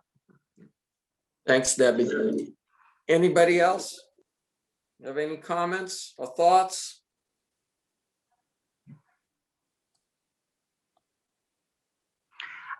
I actually do have another comment on that. I'm also in a reval this year in North Reading. And I had a conversation with my rep Monday. I can tell you whether it's a pandemic or it's not a pandemic, the Department of Revenue is not holding back on the mandate of cyclical inspections. They are opening their minds to the process. Some communities may be doing interior photo, FaceTime, so on and so forth, but they're not holding back on us doing our commitment to the Department of Revenue and getting these properties inspected. So we really, we're at a crunch time with it being a revaluation year. Granted, the revals are every 5 years now, but they're also increasing the mandated reporting on the interim year. So what we used to have to submit for an interim year is now almost doubling in the reporting. So we're doing mini revals on the interim years. There's a lot of changes at our level from the Department of Revenue. I just had a conversation with the chief of the bureau this week also. She's retiring in June. We don't know who we're gonna get. That can all change, and we could be doing revamp in additional reporting. So the assessing offices are really under a lot of changes in our reporting demands. We're not just measuring houses today. That's just not all what our job is. This office needs these hours. That's all I have. So here's what I propose, Costa and Finance Committee is, I think your concept is interesting, Costa. I know some other towns do some sharing. Melrose and Wakefield have done it in the past. I think they still do. I don't think we need to make a decision on this today. I think we explore that to see if there's a possibility. And I need to be fully convinced that we need as many of these hours. And if we don't need as many of these hours, is outsourcing, for lack of a better term, some of those hours to another town an option to making this work? Or is it less hours or any combination thereof? So, I mean, I don't know if we can solve this today, but my recommendation is we kind of explore what you're talking about as well, Costa, to see if there is an appetite for that. So, obviously what I'm suggesting isn't going to work for FY22. It's, kind of, late in the process to explore that. I asked that this, information, be put together to help me, make a decision on the request. And, the information that's been provided, and I assume been verified that it's, accurate, is that, to me, this information indicates that the assessors have an appropriate request. Thank you. We wouldn't be here if it wasn't. It's not, again, it's not a want, it's a need. I can't stress that enough. And this exercise was very clear even to us. I mean, we work this every day. We know what we're in for. We know what we're doing. But doing this exercise, Costa, actually shed a lot of light even after it was completed and Brad sent it to us. And we're going to be very hard pressed to get through a revaluation year if we don't have some kind of decision and clarification. We're already starting our workload on the revaluation process. I know I'm knee deep in it. I certify a little earlier than Middleton does. I try to certify in the end of August, but I can tell you it's going to be a struggle. If we don't get certified, then it's just going to put so much more pressure, getting a tax rate, getting everything done. This is a double duty year for a revaluation. I understand them throwing stuff out that you guys don't do it. We do it all the time and been doing it for many years. But we need some kind of direction in where we're going, where this office is going to be July 1st. We need this. For us to sit back in limbo, we've been contemplating and talking about bringing someone in that's retired from the assessing industry as a temporary, and we're trying to make changes on a permanent basis, not temporary, because it is a reval year. We need permanent. So we know where we're going, and this person is trained in our office for the town, for the good of the town.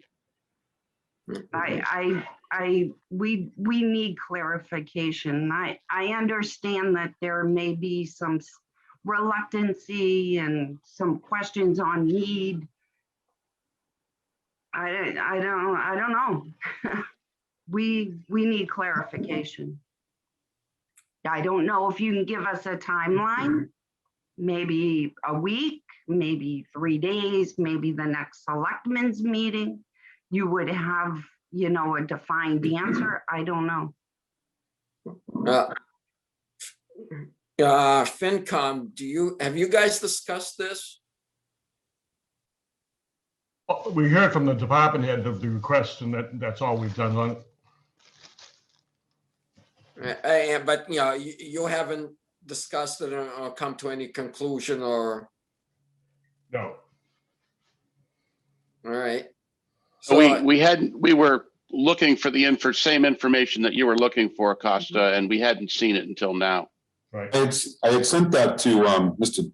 Gregorio the same day I sent it to Andy and everybody. So No, that's fine. But for discussion purposes, we haven't met since then to discuss it. Oh, okay. All right. Sorry.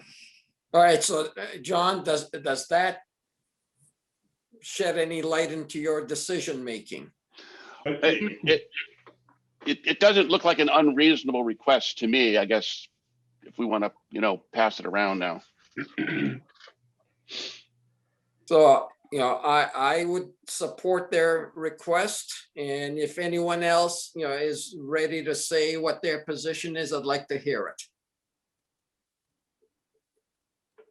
Yeah, I'll just say, if I'm not mistaken, this was an ask at the same time last year of the assessor's office.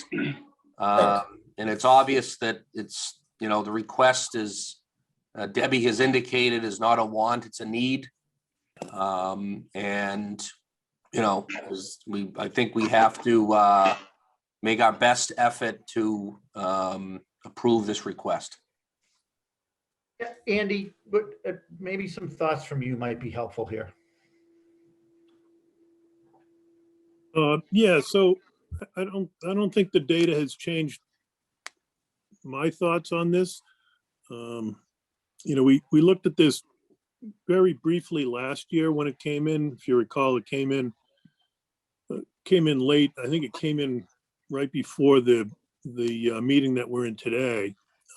So we took a quick look at it, but we didn't spend a lot of time on it last year.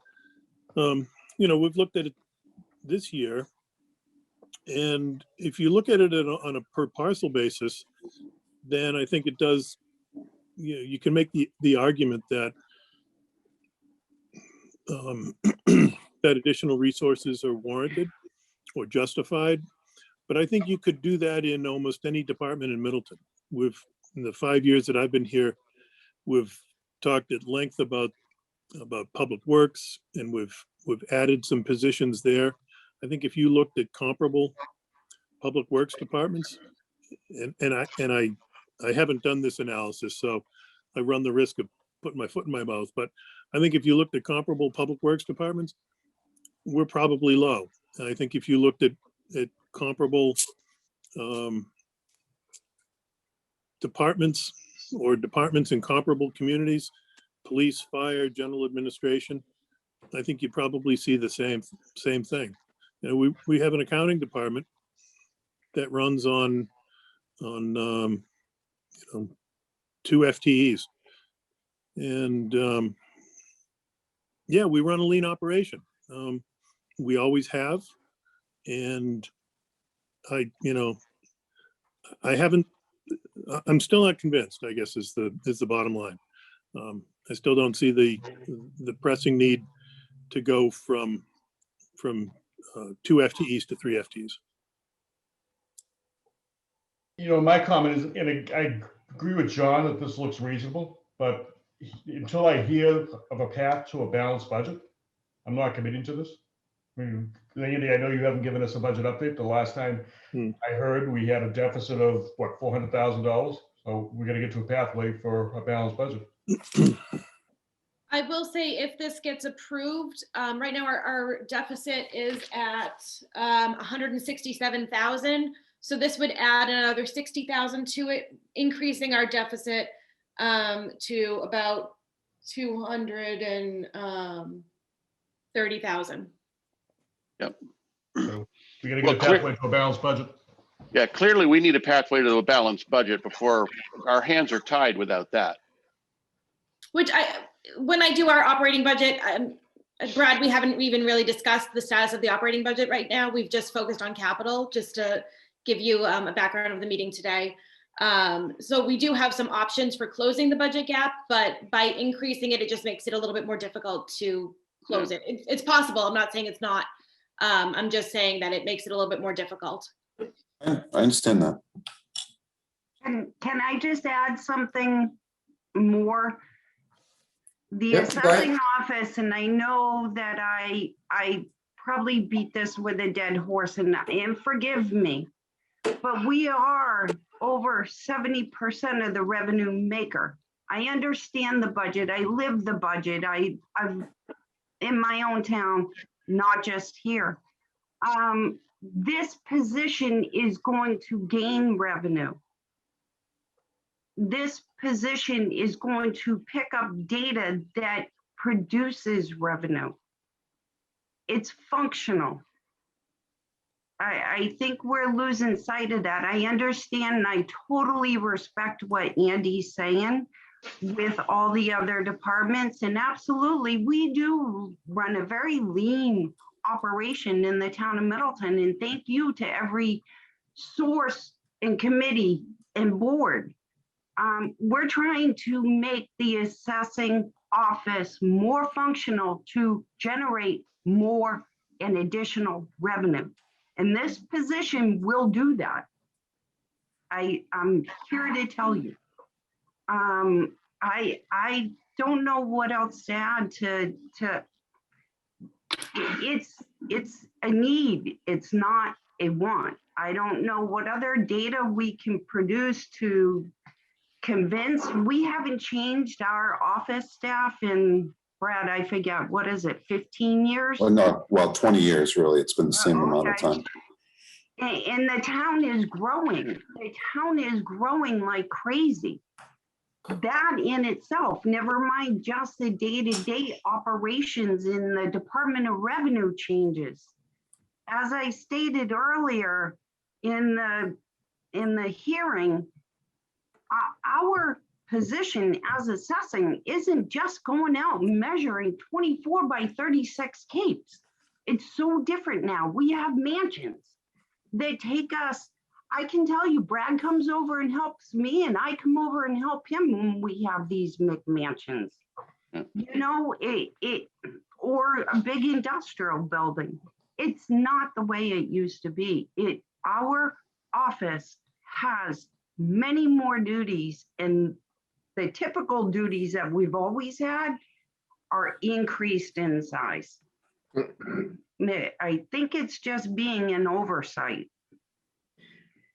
All right, in terms of deciding on this issue, obviously, even if, there's a need, we need to be able to afford it. So should we transition to a discussion of the current operating budget and what the possible path would be to a balanced budget?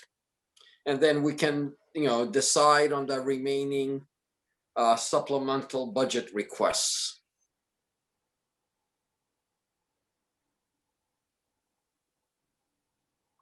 Yeah, we're happy to talk about operating. Sarah, do you mind walking through that portion of it? No, let me and just updating where get we it are? organized for a second. Just Sure. give me a minute. Yep.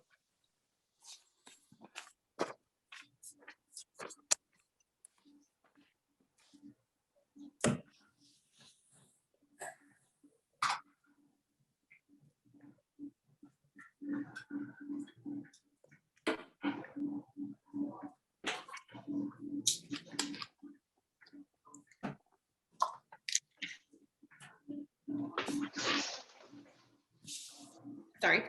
On the screen are the changes that have happened since we last met in February. We've added in the approval of the police and the library supplemental budget requests, a few minor departmental budgetary changes here. We have to increase our debt service budget about 230,000 for the required pay down of the outstanding ban for the purchase of the golf course, since we've renewed it twice.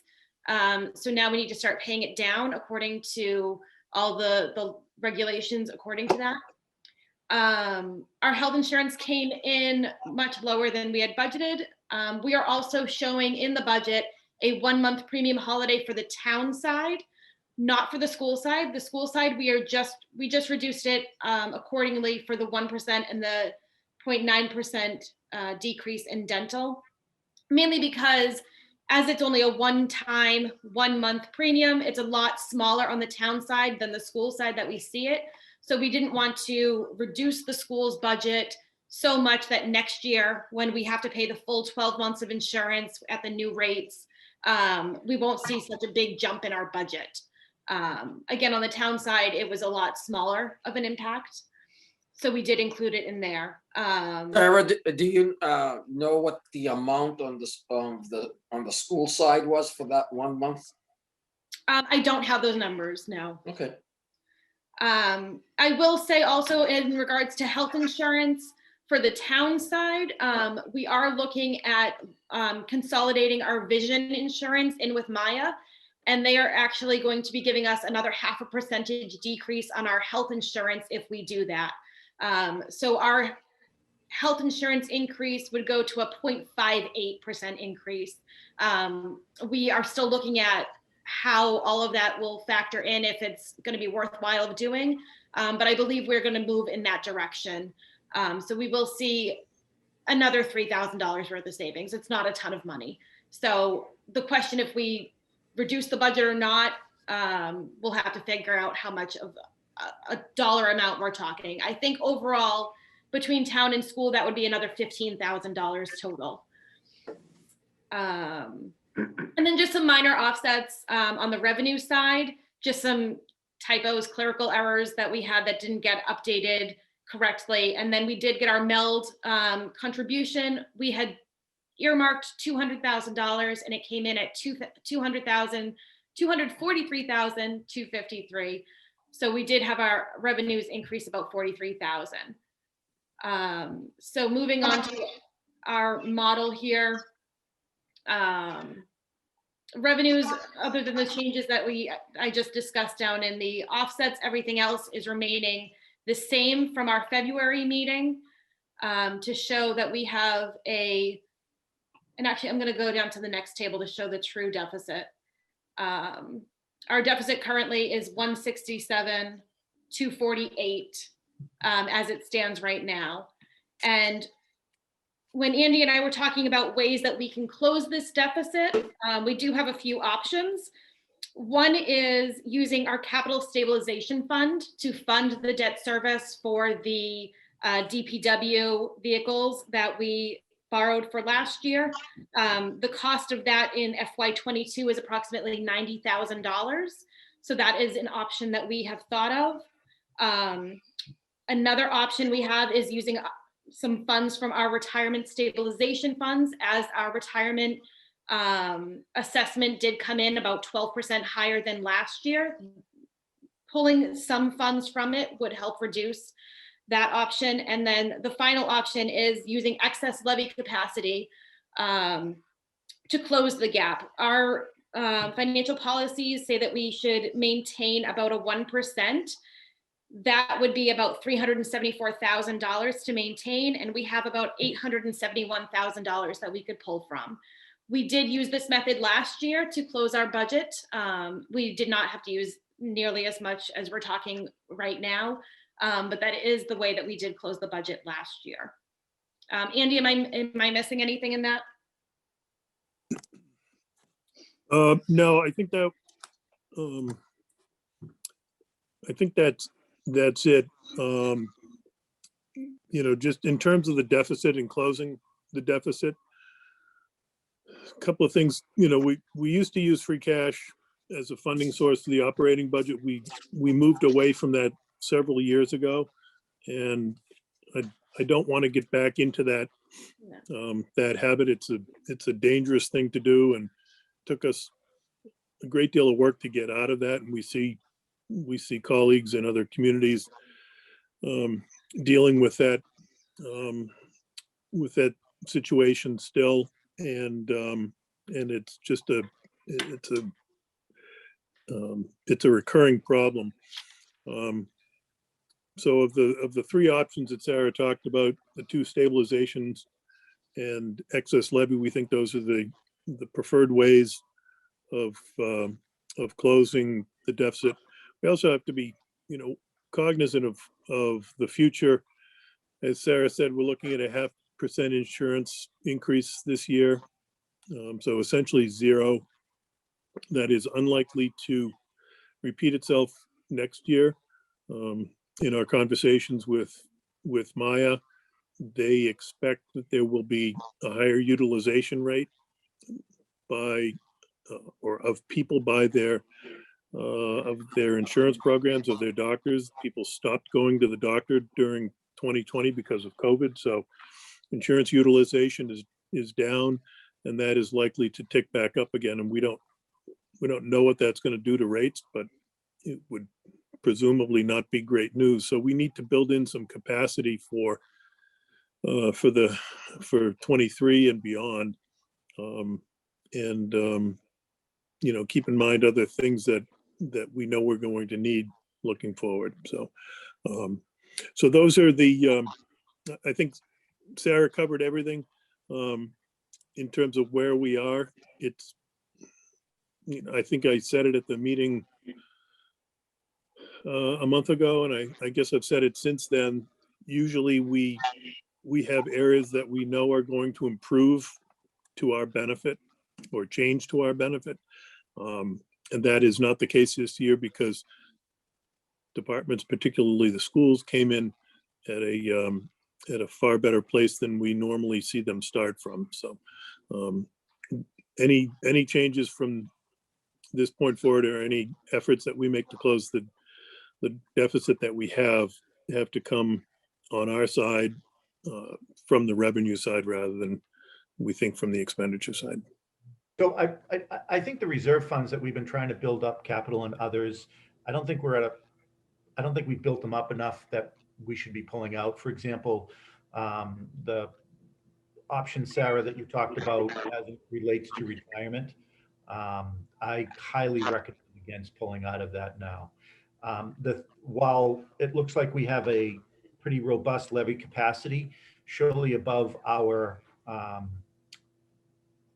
financial policies, I just want to remind everybody that when we went for the operating override, we went for a number with an expectation that there was going to be consistent and considerable ups and downs in the Essex Tech enrollment.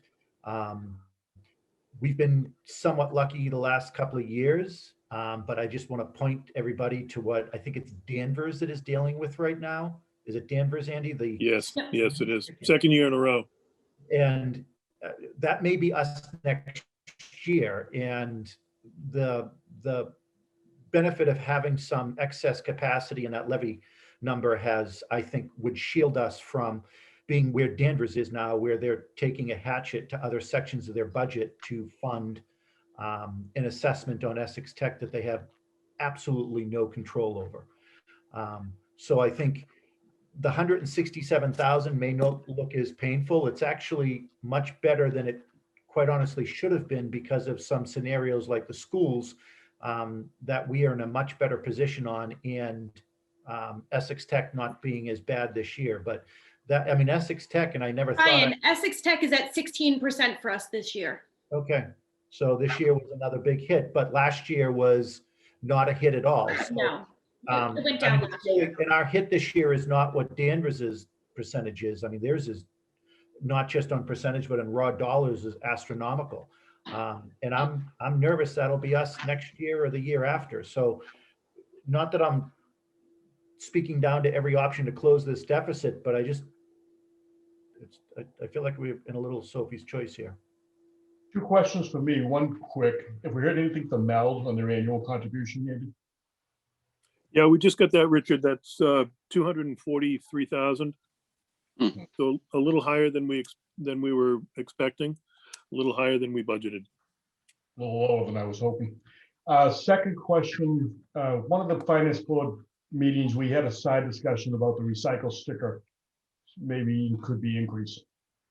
Any consideration on that from the board?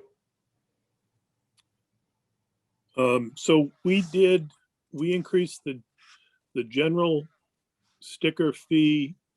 Yep. For fiscal 20, we went from 100 to 125. Yep. And then introduced the recycle sticker. In the current year, we added a fee for recycling, and we added fees for bulk items like mattresses and sofas and things like that. The recycle fee is what, $25? Correct. Yeah. So I don't think 50 is outrageous. Yeah, and I don't remember offhand how many tickets we sell each year for recycling only. So we can certainly look at that and see. I don't want to get too far off tangent. We have had some conversations with trash companies. There is interest in the industry, or there is need in the industry for space, and it varies from company to company. Some need space for vehicles, just for parking. Some need a place for processing their material. There is interest in the Middleton transfer station in terms of a lease operation. I don't know if we want to go there, and we're still trying to figure out how that all would work before we bring it to you all as decision makers. But there are options, but all of the options come with some downsides to them. So on the revenue side, we had put in 150,000 for meals tax. Yeah, and that, which is a 30,000 decrease from the FY21 budget. We might want to relook at that, given the pace of vaccinations, and I think there will be a burst of activity, as things open up. So the July of 21 to June of 22 may be considerably better than we've considered. That's true, Costa. We do only have 2 months worth of revenue in right now, and we're about $100,000 for this fiscal year.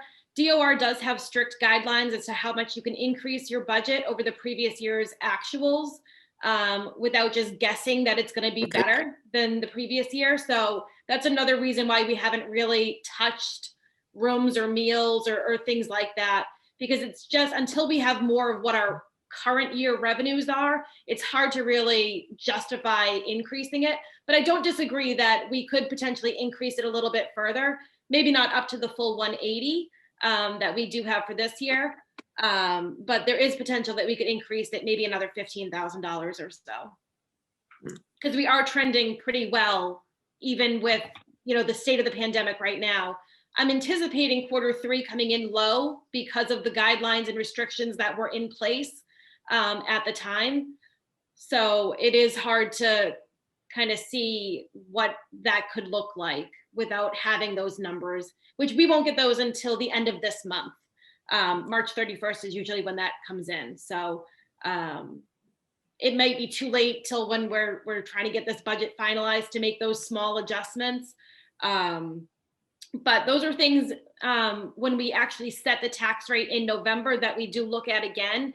And we do kind of look at what actually came in and modify things in some ways, which is why, at this time last year, our rooms budget was 140,000 and we had to reduce it to 60,000 when we set the rate. So there are things like that that do factor in, that we do find other ways of moving the local receipts around to make the numbers work. So just because it only says 150,000, it doesn't mean that when we're all said and done and setting the rate, that that's the number that we're going to be at either. But I do have kind of a side note to myself when we get the March numbers in for rooms and meals, especially because at the DoubleTree now there's, you know, hopefully there's more fees coming in from the hotel with there being the vaccination site there. People may be staying overnight before their vaccinations or the day after for travel reasons. So we're hoping that there's some money that is coming in from that as well. But I'm not saying we'll be above 60 grand in rooms since we're only at 10 grand for the year so far. Yeah.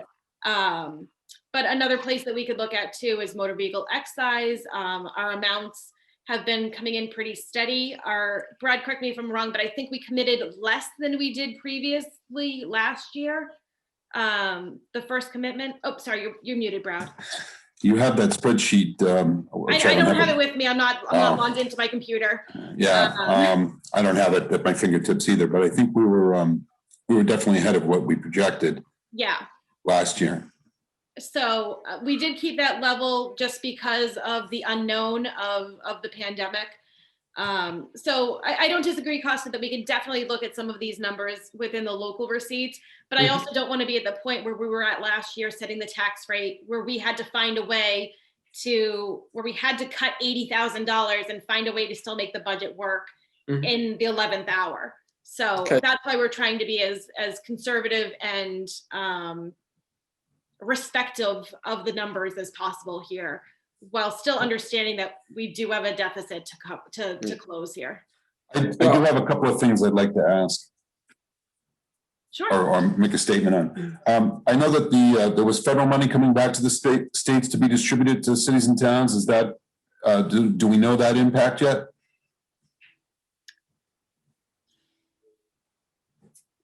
Andy, you're muted. Andy, you're muted. We don't, because the legislation hasn't been approved yet it was approved in the House, but not in the Senate. I know that the Senate, the latest I saw was the Senate was putting some curbs around that state and local money, that it only could be used for costs directly related to COVID. So it's unclear if that's going to provide much relief to us. I think it will provide relief to some communities. I'm not sure what the impact will be to us. Okay. We will be giving some money back, obviously, because we've had a vacancy in our office. I don't know exactly how much that will get back to you, but clearly there's some money coming back from that. Is that a revenue issue or is that an expense issue for you, Sarah? No, that just closes out to free cash at the end of the year, Brad. Whatever budgetary surpluses exist, just close to free cash and help our free cash numbers for future years. Okay. And earlier you were talking about ways to offset some of this building project that's being contemplated. Has there been any discussion with the selectmen about turning to some of the nonprofits for doing some payment in lieu in addition to the payment in lieu we have now? I know we talked about this a number of years ago and it never really went anywhere. I don't know if there was any more discussion or thought about that, where we have some. I know Turning Point is operating a couple of buildings in town. Is there any other nonprofits that maybe we could be really leaning on for a payment in lieu? And the other issue I wanted to bring up was Belinda and I have been working for a number of years on cleaning up some tax titles things that grind very slowly through the land court, but we anticipate at some point that we can do some auctioning of some pieces to some developers to help that out. So we are working on stuff to help revenue side. Yeah, in terms of pilots from nonprofits, we haven't talked about it. It doesn't seem to be that big a source of potential income. I know that 4, 5, 6 years ago, the town of Danvers tried to do that. And they exerted some pressure on some of their nonprofits, particularly the schools. I don't think it went over that well. I don't know what it generated in terms of revenue for them. I don't know offhand what Turning Point and similar groups operate. My suspicion is anything we could get from those entities would be fairly modest. Modest or not, it's money.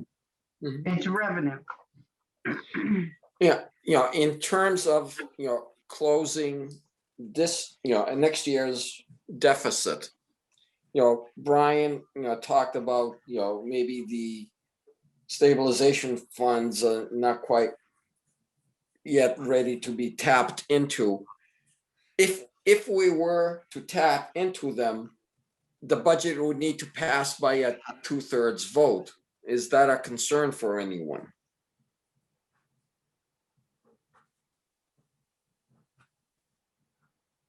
Not usually. I mean, town meeting, as you know, we get hung up on the small issues. The big budget items usually are pretty simple. I mean, I think this coming town meeting, the discussion is going to be all about the project. So not that there won't be discussion around the budget, but no, you're right. If we're tapping some of these reserve funds, it is a 2/3 vote. And we did use special education stabilization last FY20, I believe, and there was no issue in passing the budget then. And it did have the same 2/3 requirement at the time. I was, referring to, more current political events in town that may make it less advisable, but if no one has a concern, that's fine. So given what we've heard now as to what the possible paths to a balanced budget are, Richard, have you come to any conclusion on the assessor supplemental request?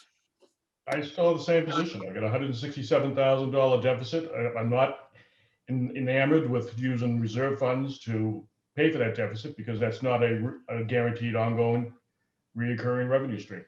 So I'm not proposing to vote in favor of it this time.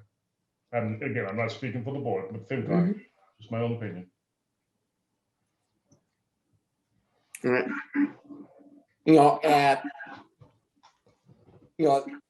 The simplest way, to close the deficit as it stands now is to use 167,000 of excess levy capacity.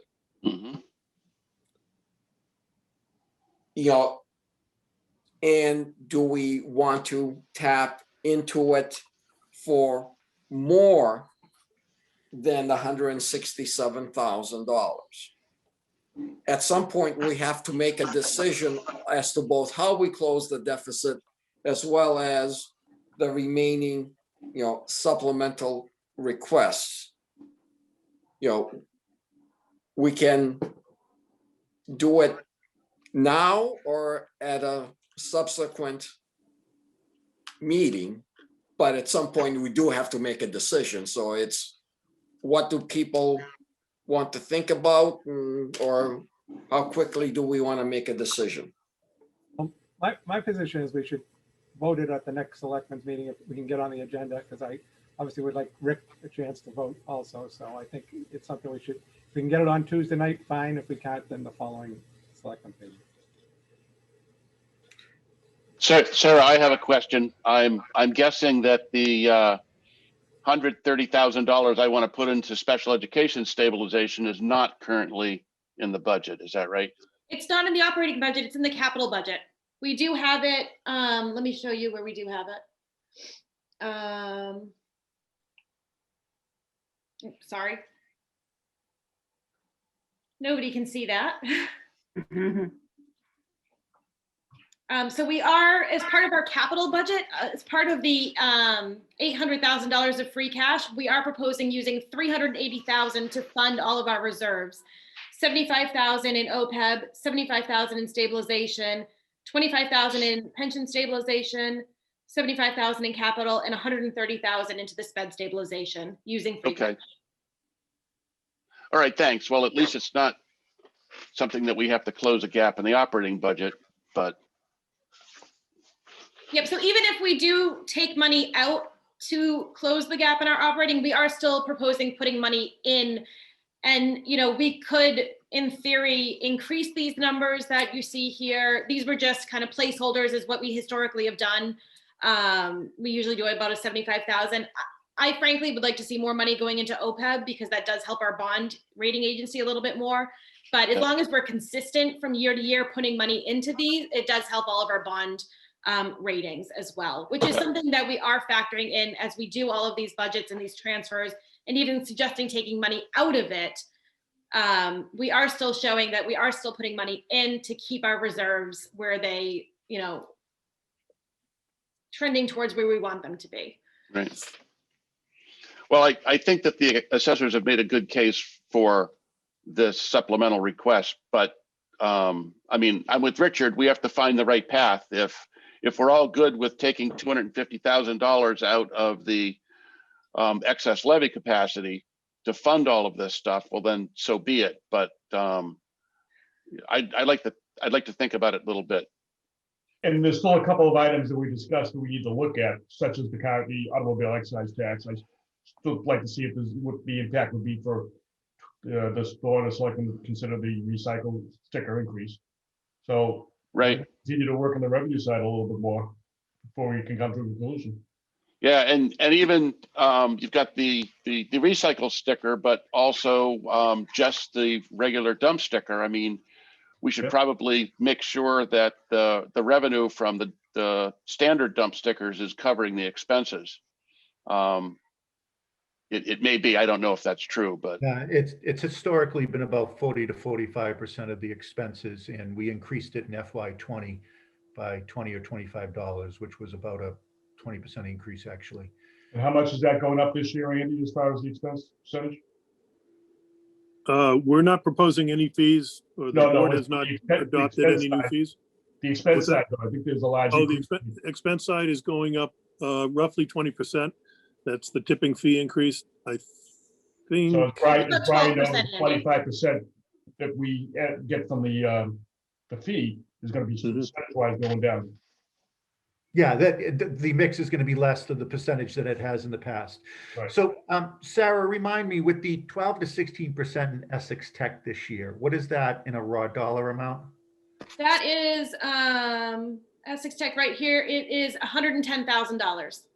Okay, and if we looked at that over the last 5 years, what is it averaged ballpark? You probably don't have that in front of you. I don't have that in front of me, but I can get you that. I have a table that I keep track of it. I just don't have it in front of me. Yeah. Have we received, you know, Essex Tech's final? No, this is still their preliminary budget from February 3rd. They have not done any updates to their budget. So theirs could be going down with insurance and other things that we've seen, like ours have. But our number of students is really what's driving that. Yeah. We went up 2 additional students, which really is about 16%. So as this updates, obviously, we'll see if there's any changes that come with it, but we don't have any further budget information other than the preliminary one, to your point. So to me, like we've done in the past, we've always waited to the 3rd by-board meeting, which is scheduled the latter part of March, to make these final decisions. I think we're still on track to doing that. There's too many what ifs at this point. Yep. I agree. So we'll try to pull everything together and have everything for you for March 25th, which is the formal budget hearing, and the 3rd of the joint meetings. Right. So, is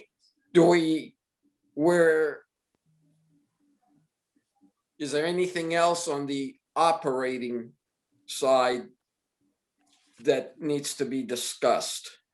I mean, the other supplemental request was the health department nurse. Correct.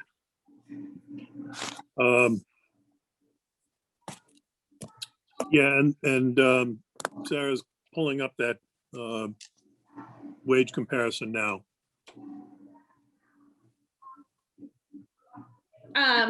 This is what we got in addition to this document down here. It was what we had at the last meeting. Tanya had a listserv going around of what most public health nurses were making across the state, and that's where this this document came from. So it's just a little bit more information as to what the averages are. And currently our nurse makes $41.27, and the request is to go up to $45. All right, so we can decide on that one at the March 25th, is it? Yeah, the March 25th meeting. Might as well decide on the two remaining at the same time. Yeah, so that concludes whatever was needed to be discussed on the operating side, Andy? Yeah, just a couple of things to sort of put a bow on everything. Some informational, or all informational, really. I issued a snow and ice spending deficit spending authorization last week. We are right around exhausting our snow and ice budget. So, you know, things look good for the next week or so, but we're still only in early March, so anything can happen. But we have put a placeholder on the town meeting warrant to close the snow and ice deficit with available funds. We'll be bringing the pay equity plan to the board in hopefully the second meeting in March to get that taken care of. We've kind of put that on hold for the last year to 15 months. So we need to move on that. And there didn't seem to be objections to that when we talked about it in February. So with respect to town meeting and the town election, that both of those events remain somewhat in flux with respect to the dates and the locations. Hard to imagine that we'll be in a position to have an indoor town meeting on May 11th, which is when we are supposed to have it. In terms of COVID, things are moving in the right direction, but I don't know that the general population is going to be vaccinated by that time. So the moderator and the town clerk and I are looking at outdoor venues, potential outdoor venues. We've talked to Masco because of their year-end activities and commitments associated with that. Masco doesn't look like a good option until mid to late June, if then. So we're looking at other opportunities. We're going to actually take a ride around next week and look at a couple of places. Hopefully the snow will be gone enough that we can make a determination whether they would be feasible. And they are everything from parking lots to the former golf course to the field at Natsu Way where we hold Chief Will's Day. So we're going to look at those. That, depending on what happens with town meeting, may affect the election, and we need to have the town meeting before the election in order to use town meeting as a springboard for the debt exclusion vote. Well, what's the process of changing the date of the town election? Is it who decides and what needs to happen to? Yeah, so that's the rub, Costa, is it requires legislation. There is a piece of legislation floating around on Beacon Hill now. I believe it's in committee. There seems to be some support, seems to be strong support statewide for that. But you know, that it's always hard to predict how that sausage making exercise is going to go. So we'll wait and see. If they don't pass it, we have limited options to change our town election. Hopefully it will get passed and we'll have that flexibility. So hopefully we'll have an update on Tuesday with where we are. The moderator will be in because she's going to be talking about the continuation of the special town meeting that was originally scheduled for January. And we'll also be talking about the annual. So if we have an update between now and Tuesday, we'll provide that Tuesday. Otherwise, we'll provide it as things become, as we get more clarity on everything. So that's all I had for in terms of closing things out today. Andy, do you want to talk to the other departments that we didn't ask to come here that had requests? Yeah, we're going, yeah, that's the Okay, next I'm thing. sorry. To go back to finish off the capital, because, we still, the 11:30 item, we haven't gotten to. I can't keep track of where we are right now, sorry. Yes, Costa, Brad. are you all set with us? Because we'll bail out at this point. We'll look forward to a decision by the 25th, you said? Yes, that's the plan right now. So if anything changes, we'll let you know. Thanks for putting that information together. It helped me a lot. So thank you. Okay. Thank you for having us out here and to talk about it. And if there's anything else you need, please feel free to reach out. Thanks, Okay. guys. Thanks, Brad. Thank you, Debbie. everyone. Have a good weekend. Bye. Bye. All right, so the 11:30 item was inspectional services, COA, Flint, public buildings, public facility project, which we talked about, so.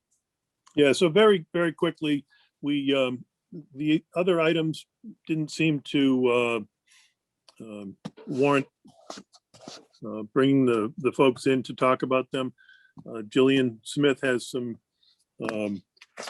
requests for some improvements at the Old Town Hall, at the Senior Center.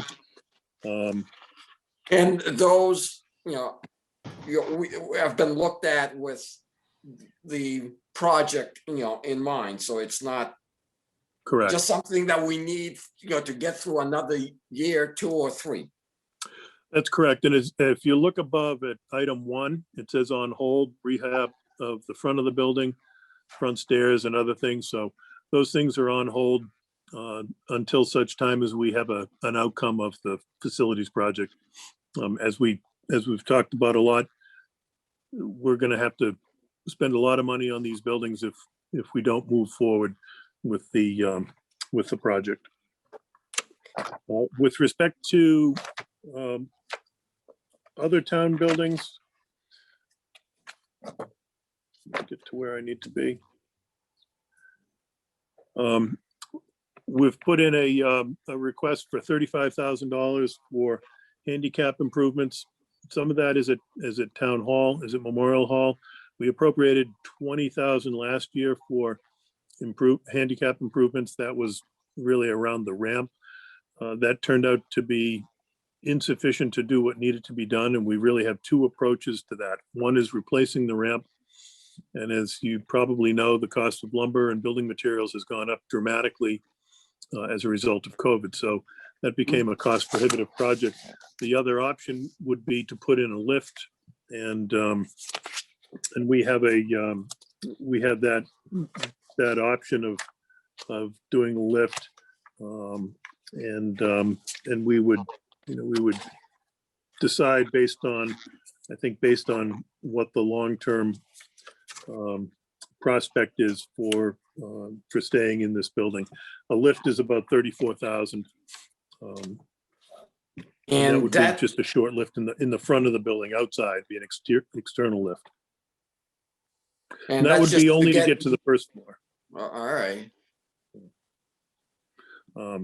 And that came in higher than Scott Fitzpatrick expected. He expected something, I think he was expecting something in the 15 to 20 range, and just the cost of doing business has gone up. So, and then the balance of that $35,000 that we've requested is to make other modest handicap improvements in in buildings around town, not just in Memorial Hall. And that builds on the presentation that was made to the selectmen last week by the Institute for Human-Centered Design, who did the audit of our buildings for accessibility and compliance with ADA. So some of that is really low cost. It's things like signage and lighting. So we want to start to pick away at some of that stuff. But again, if we're potentially moving out, we don't want to spend a lot of money on those types of items. Okay. For inspectional services, Scott received funding for the first phase of digitizing his records, the inspectional services records. He's looking for an additional $45,000 to do the second phase. We expect that'll be the last phase of that project. Now, it's described as historical records. Are they? That's, so we didn't use CPA before because they really weren't historical as CPA describes that term. They're old. As a friend of mine likes to say, just because something's old doesn't mean it's historic.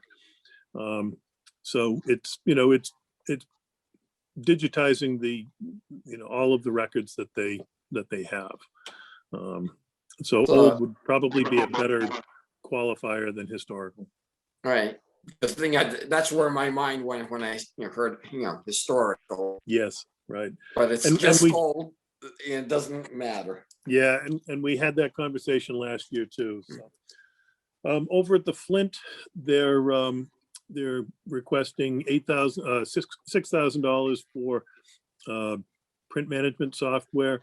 That's something that will probably roll. The ongoing costs of that will roll into the operating budget. But as sort of starter money, we're proposing to do that within the capital budget this year. And that's for people that make copies at the library? Yes, yeah. It's just an easier way for everybody, easier for the patrons, easier for the library staff to process or allow people to make copies, so they're not writing receipts for everybody who prints 5 copies and owes $1. So. Yeah. How often is people printing at the library? Because I would think most people these days, that was something that happened 20 years ago on a regular basis. But how much does it happen now? Yeah, I can't give you a quantifiable number. Andy, Melissa's here if you want to have her jump in. Oh, I'm sorry. I didn't know she was on. Hello. Sure. Hi, Melissa. Good morning. So we do have people coming, and a lot of people print, and some people print like fistfuls. We have a couple regular customers that are, several dollars worth of printing whenever they come in. And what this would really help is when someone makes a mistake, like they're printing something from the internet, but it's not a document. Until the printer starts going, printing out all this nonsense that's just wasting paper. And this way we'd be able to manage the printing. So as soon as someone was ready to print something, we could see how many pages. We wouldn't have to count them by hand. And we could see how much, they would owe us. And then we could also verify with them that they did want those 42 pages. And, maybe they didn't, they just wanted one. And also the system will eventually let us go to wireless printing, which a lot of libraries offer now. And that is great because people will come in with their smartphones or a laptop and they want to print from their device. And even I'm not quite sure how it works, but you can also do it from home. You would be able to do, remote printing to the library and come to the library and pick up your document. So it's what a lot of other libraries are going to, and it would help us with our monthly tallying. Since all the money we take in from copies and printing, we bring to the town. And, when we're open fully to the public, that was probably a couple $100 a month. And now it's been less, but we still are taking in, we have 2 computers available for the public right now that are being used a lot. And then the new copier that we have downstairs is a color copier. And so people have discovered that. And so, that's really meeting a need in the community. Didn't have before. Do you charge more money for the color copier? Yes, absolutely. 25 Yeah. cents a color. And How that's much- per side. If they do a double-sided color copy, it's 50 cents and then 10 cents per side. But we're still way better than Staples. So we're still the affordable option for people. Yeah. And the ongoing, Andy, of the software, it's not, is it 6,000 to purchase the software? Yes, Melissa, do you know of the ongoing costs? The ongoing costs over 5 years, I think it's two. I might be wrong because this was a color coded and some of the options we weren't getting. When I printed it out, I didn't use color. So it would be less than $2,000, but that 6,000, I believe, would get us going along for a few of the years. And then, I think it was less than that, actually. It sounds though, I mean, if you said it's a couple of $100 revenue per month, that maybe you get $2,500 worth of revenue and all of it will be expended on this item. Well, that 2,000 wouldn't be per month, that would be per year. Oh, I see what you're saying, yeah. Right. Those would add up, yep. And part of it, John, is the staff time that's involved. Yep. Currently, and so it frees staff up to do other things. And, So and the wire it's not a moneymaker for sure. and the wireless printing would really be a great service for people that are so mobile now. Okay. Well, it shouldn't be too good of a deal that people are coming to the library to make copies because it's cheaper than going to Staples. I mean, we don't want to be giving this stuff away, so we have to at least cover the costs. Yeah, I hear what you're saying, because we're not really set up to, like, if someone's having a party and they want to do invitations, we don't really have the setup for that. And people don't have the time to take over the copier for, to do large jobs. And we have mentioned that to people that, we're really not set up to do, we're not a copying service, but for everyday expenses that people come in to, copy their license for something or copy an article out of a magazine that they want, or personal things that they're doing. But I take your point. I agree. That's the same with our fax service. We're a little bit less than Staples, but we're not like tons less. So I don't, it's fun, I don't have an issue with the item. We just have to make sure that what we charge after we have this software, it, covers the ongoing cost. Because it will, makes the staff more productive. It's a productivity tool, not an income tool. Mm-hmm. And I can review again what other area libraries are charging. I've done that every couple years to make sure we're in the ballpark. So I could see if some other libraries have gone up on their copy fees. Is this a software system that we should be looking at more than just the library? I mean, rather than having, multiple printers across Memorial Hall, for example, especially after we get to a new facility where we actually have a, print on demand. It's where all the businesses and all the industry has been going. I mean, so is there a rationale to making an acquisition that is, multiple facilities rather than just the library, and then spreading those costs and reducing the number of printers and or copiers that we have in other buildings? We have done that to some degree over the past several years, Brian. We've moved to a number of multifunction machines so that we can get rid of some of the desktop printers. I don't have one at my desk anymore. Michelle doesn't have one at her desk. So we've tried to do that. I think there's always room, and a broader evaluation of managed print services is certainly something that I think would make sense once we consolidate people at town hall, at a new town hall, because that will also include all the land use functions that are currently at 195 North Main. Never mind the ability to actually, once you do that, you go to print at your on demand, you put in your department code or your employee number code, and then we're actually getting some real figures of, how much of the printing is happening in the planning department compared to, Andy prints 50 pages a month and the planning department is printing 5,000, for example. Right, that's correct.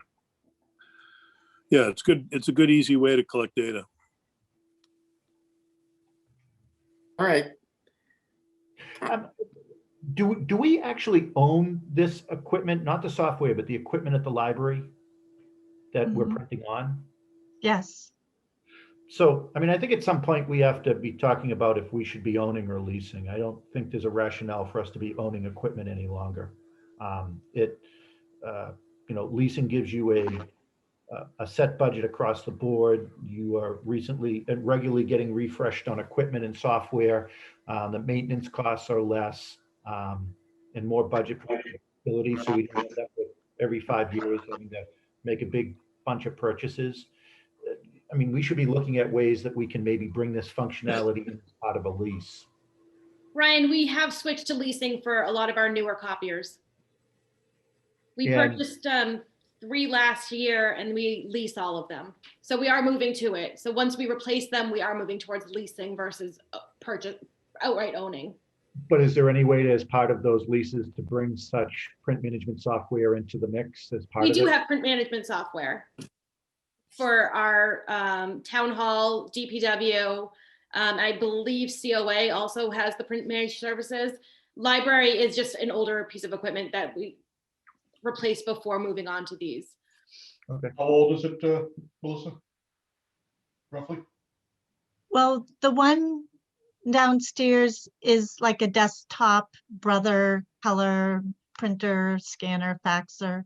It has faxing ability. So it isn't that old. Actually, we got it during COVID, so we could offer printing downstairs in meeting room A. So Sarah might not have known that's just something that we got to provide that printing and copying downstairs. We made like a computer lab for the public in meeting room A, so that it contains where, it's easier to sanitize if all the activity of the public is in meeting room A. But we did buy it. It was like a desktop, and I don't remember exactly how much it was, but like I said, it's a desktop. It's not a full copying machine. But the software, I believe we could use there or upstairs. Like, eventually we will be open to the public again, and hopefully sooner than later. And so this would work with the upstairs copier as well. Whatever, it would work with whatever computers we have in the library. So we have down for, I think it was 16 licenses each of the printers. I mean, each of the computer stations in the library. All right. I think we've got enough information on this. Andy, is there any other items that you're covering? No, that's all I've got for today, Costa. Okay, Thank you, everyone. thanks, Melissa. So I think we've covered everything on the agenda, unless there's unanticipated items that need to be brought up. The only thing I want to point out is I did put together, this is a new table I did this year. It's on, oh, sorry, I stopped sharing. Let me share again. Starting on page 28 of the PDF. This is basically an outline of what is on the docket for town meeting between the special town meeting as well as the annual town meeting and all the different funding sources. Because there's so much that changes throughout as we go through these processes. So I incorporated into this, and I will keep updating this as things change and develop. So for each article of the town meeting that has a monetary value associated with it, I've kind of dumped into where it goes as far as free cash, ambulance, tax levy, things of that nature. So this gives kind of an overall view of what town meeting is looking like at this point in time. You will see that there is a couple placeholders here for Article 4, since we, as of this moment, don't have any contracts settled, but we're hoping that at least one or two of them will be by the time town meeting happens. So those numbers will get filled in as we go. So I just wanted to throw this in here with our capital budget binder packet here as a kind of resource for everybody to see kind of where town meeting stands at this point in time. But it does go through every article, and I did break out all the capital as well, so you can see how that factors in, as well as our financial articles here. So I just wanted to mention this as it was a new document that I haven't provided before. All right, Sarah, on the CPA new projects, Yep. you identified the 17,000 for the tramp house roof. Yep. I am also, planning on asking, the committee to allocate 300,000 toward the open space development at the municipal complex. Okay, so yeah, like I said, this is obviously a working document. So as things come in, it'll get updated. But my goal is for at the time of town meeting, that this will be reflective of everything that we anticipate talking about at town meeting and funding. Okay. So this was as of last week when I put this together, the numbers that are in there. So and if anybody wants this emailed as I update, just let me know and I can send it out to whoever wants it as we go through. Or give it, Andy has access to this as well, so he can provide it to you guys as well. But just kind of wanted to point it out because I found this as I was going through it useful myself to figure out the grand total of free cash, because not everything is in the capital budget that we talk free cash related. There's sometimes citizens petitions that have a financial impact, as well as some other smaller things, deficits and things like that. So I just thought it was a little cleaner to kind of show it in this manner by article versus just showing the grand total of free cash expenses. So yeah. Sarah, I could say thank you very much for doing this. It saves Richard and I a lot of work because yes, we I'm have sure to basically we have to I'm do actually this. putting If my you email don't. to you right now to put me on the list for future. Absolutely, because Yeah, trust me, as I go through and I'm reviewing it, it's there's so many different moving pieces and everything, and there's some things that we have to factor for the tax recap that we don't do at town meeting. So there's always little things like that. So I understand completely. All right. All right. So anything else? Or are we ready to call it a morning? Well, it's still a morning. Yes. All right. So I don't hear anybody chomping Motion at the to bit to adjourn? talk about anything else. Nope. So we'll adjourn. And thank you all for spending Saturday morning together. Thank you to the board.